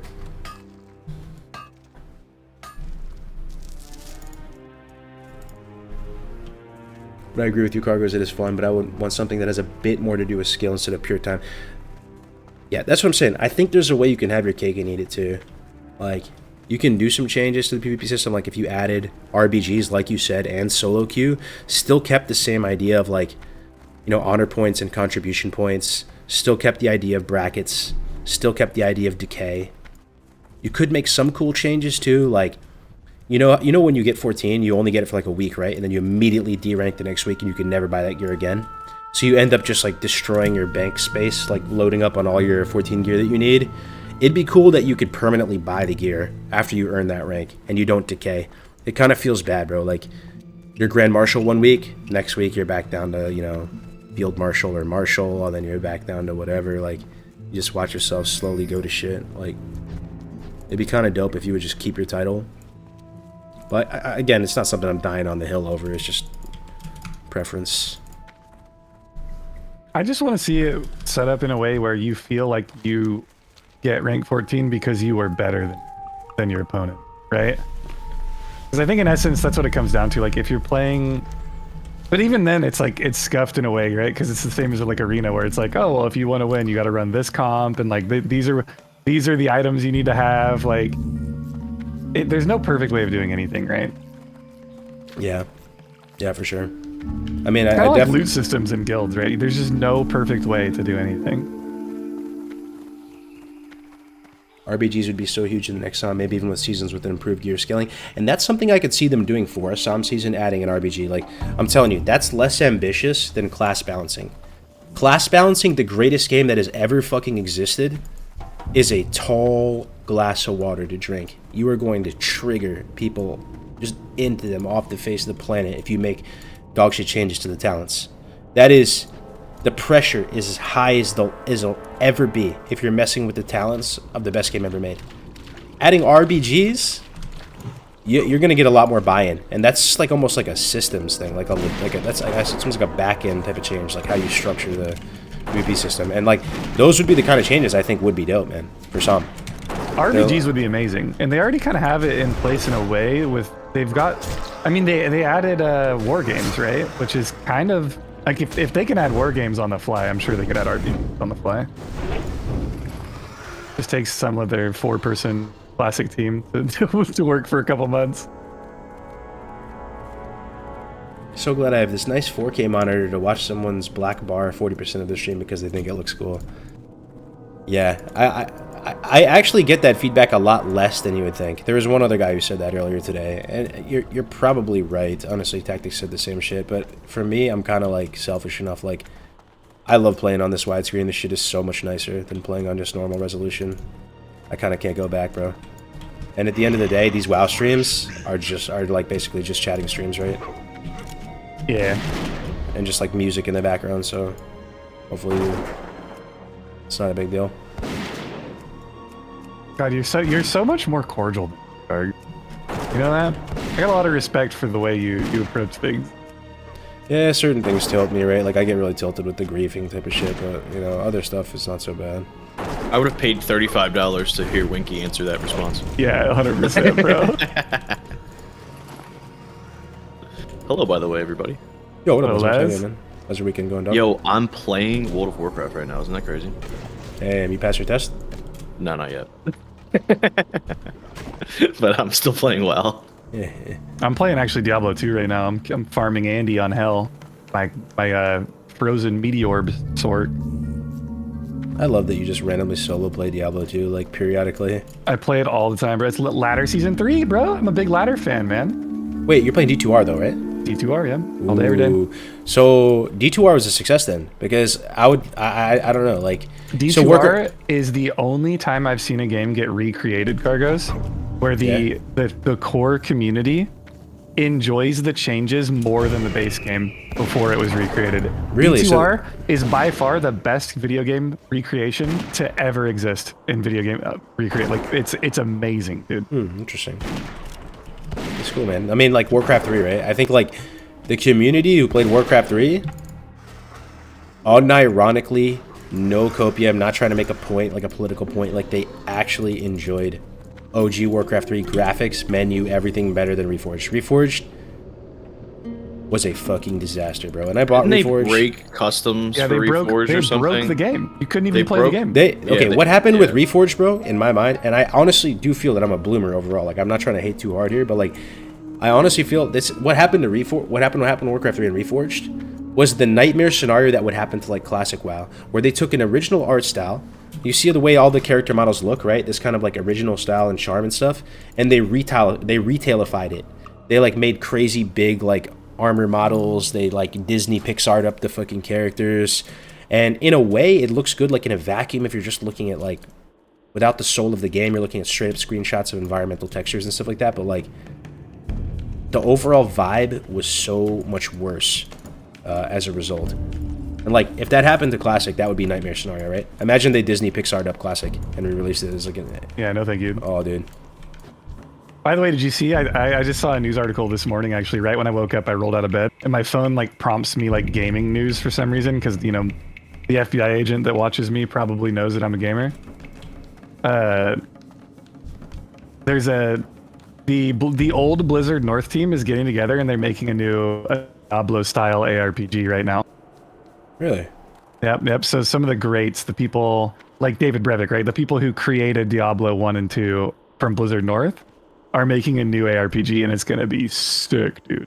I still can't believe we interviewed that guy, David Brevik, before I even knew like how big of a deal that guy was. Oh yeah, massive, man. Literally, like I don't know. You know how everyone has like that one person that they're starstruck around? Yeah. That's David Brevik for me. That dude was like the person that influenced my childhood. Yeah. Like some people when But they're now- kids, now right, they he's play like a- basketball, they grow up like looking up to Michael Jordan or whatever. I looked up to David Brevik growing But up. now he's like a black sheep of the gaming community, right? That's what I heard. at least. Yeah, because he spoke his mind, right? And you know what? I hate to say it. There's a common thread in good people getting blacklisted from gaming companies because they speak their mind, right? Like we just saw that with Blizzard, Brian Birmingham leaving. Seems like Yeah, the good I mean, people get kicked out, man. I'm telling you. I don't know. There's always multiple sides to the story, though. Who knows, bro? We all do fucked up shit. Like, yeah, I feel like the Birmingham thing was pretty clear cut, but I won't hog your airtime on that Thing one. is, though, there's always usually such a difference between like what's put out and like optics to the public and what actually happens behind closed doors. Like no one knows and no one ever will know, bro. Just, Yeah, that's at the end of the true. day, he just left for reasons unknown. Yeah, it's crazy. I don't know. And if you talk to Dave, like when we talked to David about it, like that dude has some interesting takes on gaming as an industry today, like in today's world that we live in, and like as an OG creator of MS-DOS games, right? Like that dude, he's lived through it. He's seen the evolution. He's got the stripes on his jacket, right? To be able to say like the gaming industry has taken the worst turn I've ever seen in my life, right? It's funny though, dude. Like, it's this classic old person thing where you think like, oh, back in my day, the music was so good. Like the music now is so dog shit, or like the games, like. But that is how a lot of us feel about gaming. Like I do kind of high key believe we lived through the golden age of gaming. Yeah, Like, the age of like N64. not knowing what to play because you have your friends over and you've got Halo 2 sitting on your Xbox, and then you've got like Call of Duty original Modern Warfare with the boys, and then you've got, you know, your solo RPG. Dude, it was World of Warcraft on the computer next to you, bro. Like, I don't know. the games, if you go back to like probably, what was the most hard hitting stretch of years for games, boys? Like 2005 to 2010, in I my would opinion. say, nah. I'm going from when Pokemon came out to 2005. okay, I'm okay, going okay. like 96 to 2005 or something, bro. That's I pretty good. swear, bro. That was. I think they Kyle were in your on chat some though hit shit. it on the head. 2005, 2010. Whenever like red version, blue version, that was late 90s, right? Maybe 98. No, because you gotta 98. understand, like Red version, Blue version, they were iconic in legendary games, but Soul Silver was the best Pokemon of time on like 2007. Yeah, dude, I'm going like N64 / Pokemon era all the way up to like 360, PS3, like, you know, GameCube. All that shit is wrapped up in that same era, right? Is it? I don't know. I don't think so. I think if we're doing it by console era, whatever console, like when the original Xbox came out and Halo hit shelves, that is the best gaming era period, in my opinion. Yeah. Because not only Dude. was Halo on the shelf, but World of Warcraft was going into Burning Crusade, right? Like, it was like the perfect time for gaming. If you were a gamer, dude, oh man. Can I be a zoomer and bring up Modern Warfare 2? I feel like that was a big era of gaming as well. Modern Warfare 2 was great if you were like a cool kid in high school. I was cool in high school, Winky. Yeah, there you go. I was a skateboarder. Been like, downhill not cool. since then, bro. I was an emo skateboarder playing. What makes me feel like a Pokemon. boomer more than anything else recently is when people talk about Minecraft and they refer to Minecraft as like a retro game, like an old game, and I'm like, Yeah, what who the was that? Was that fuck, dude? Ompy that said that the other day? Ompy was like, yo, Minecraft, like one of the Took me goated- back to the good old days of Yeah. Minecraft, and I'm like, what the? I always saw Minecraft as like a little kid's like somewhat newish game, and it's like, actually, it's been out for like 20 years or 10 years. I actually love Minecraft, by the way. I'm playing Minecraft currently on another server right now, like a multi. Pretty sick. Minecraft Hardcore is actually pretty fun. Not gonna lie. Modern Warfare 2. I'm trying to think of the last CODs that I was really into. But after This- Modern Warfare 2, it I- went downhill, man. This current COD is the only playable COD since Black Ops. Nah, let me Yeah, drop. and Warzone's br- let me drop a boomer name drop on you, bro. Medal of Honor. Ooh, You probably nice never one. played those games, right, Lesmos? Medal of Honor was You sick. I probably didn't play a never lot of even heard Medal of of Honor them. now. I've heard of Exactly, them, but I dude. haven't played them. Hey, but Back in my how day, the- we played how Medal many of Honor. the original Call of Duty. SOCOM 2, damn, that's even before Yeah, that's me, what dog. I was gonna say. I was gonna say SOCOM? SOCOM, dude. Bro. Or did you ever play I have- what was it? Conflict Desert Storm, dude, on PS2.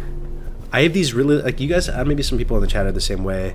Like, I don't think I have the best memory. Like, some people have, like, immaculate photogenic memories, but I do have something where I get extremely vivid little, like, pockets of random things from, it almost feels like I could just play it back like a clip in my head, like, perfectly. And I just remember, like, I really can. It really feels like I can just play it back, almost like the sights and sounds. And I remember there was like a clip in my head I can play back. If I was standing inside of FYE's, you know, FYE, I think it's closed now. It was an electronics store. And I'm looking through, like, the game For your section, right? entertainment, right? For your Yeah. So, and like, you know, I have like a fucking Auntie Anne's pretzel in my hand. I'm like a little kid, you know, and I see a poster on the wall for like SOCOM 2 Navy SEALs, And I went over and looked at it, and the fact that it was an online game was kind of blowing my mind. And you had a dial-up little pack you'd put in the back of your PlayStation. Yeah. You had to buy it. You had to buy it for like $50 or something. And it was like the first time I saw like a console mic being used. So you would buy a mic, you would buy this. The pack thing for the PS2, by the way. What's that? I still have that pack for my PlayStation. Yeah. And I remember just thinking that was so dope that you could talk with people all over the internet with a microphone. We're on old. console. Dude, we're just old, bro. When it comes down to it, we're just boomers now. Yeah. We're just 30-year-old. You know, some of us are dads, some of us aren't. What do you think your daughter is gonna say, like back, like when she's 30 years old? What do you think she's gonna say, like was the classic, right? Like, Oh my god. oh, I dude. remember, classic car. What a classic car, you know. No, dude, classic Raid Shadow Legends. Remember when cars drove on the ground, Dad? Can we get back How to crazy is that? vanilla Raid Shadow Legends, bro? Oh, Hey, yeah. remember when? Is Winky TikTok. cutting out for other people, or am I lagging? Oh, I was worried it was me, man. Okay, yeah, I thought I was That's lagging. me. Okay. Just a little bit. I don't So care that remember- it's you. I don't care that it's you as long as it's not me. I'm. Yeah, it's not Yeah. me. You I know, don't you want know it what to we're see. about to see though, guys, and it kind of scares me, man. It does. We're about to see like the next kind of internet type of wave happen with like AI and machine learning. And Oh, that's it's just terrifying. that shit scares me, bro. There's some big stuff that's about to happen. There's people that are gonna make a lot of money. There's gonna be a lot of good and bad things that happen. Hopefully, more good. We're on the cusp of that happening, and I'm just kind of like bracing myself right now. No, dude, you just got to get in there and make money with it. That's what I'm doing. Yeah. We'll see, man. You about to start raid? Who's streaming it? I might toss it over to him. Toss my raid. If you find It's my Guzu, bro. Oh, Guzu. oh, dude, Guzu raided me the other day, bro. I gotta hit Guzu back. I gotta hit him back. He Yeah, go raided for me. it, man.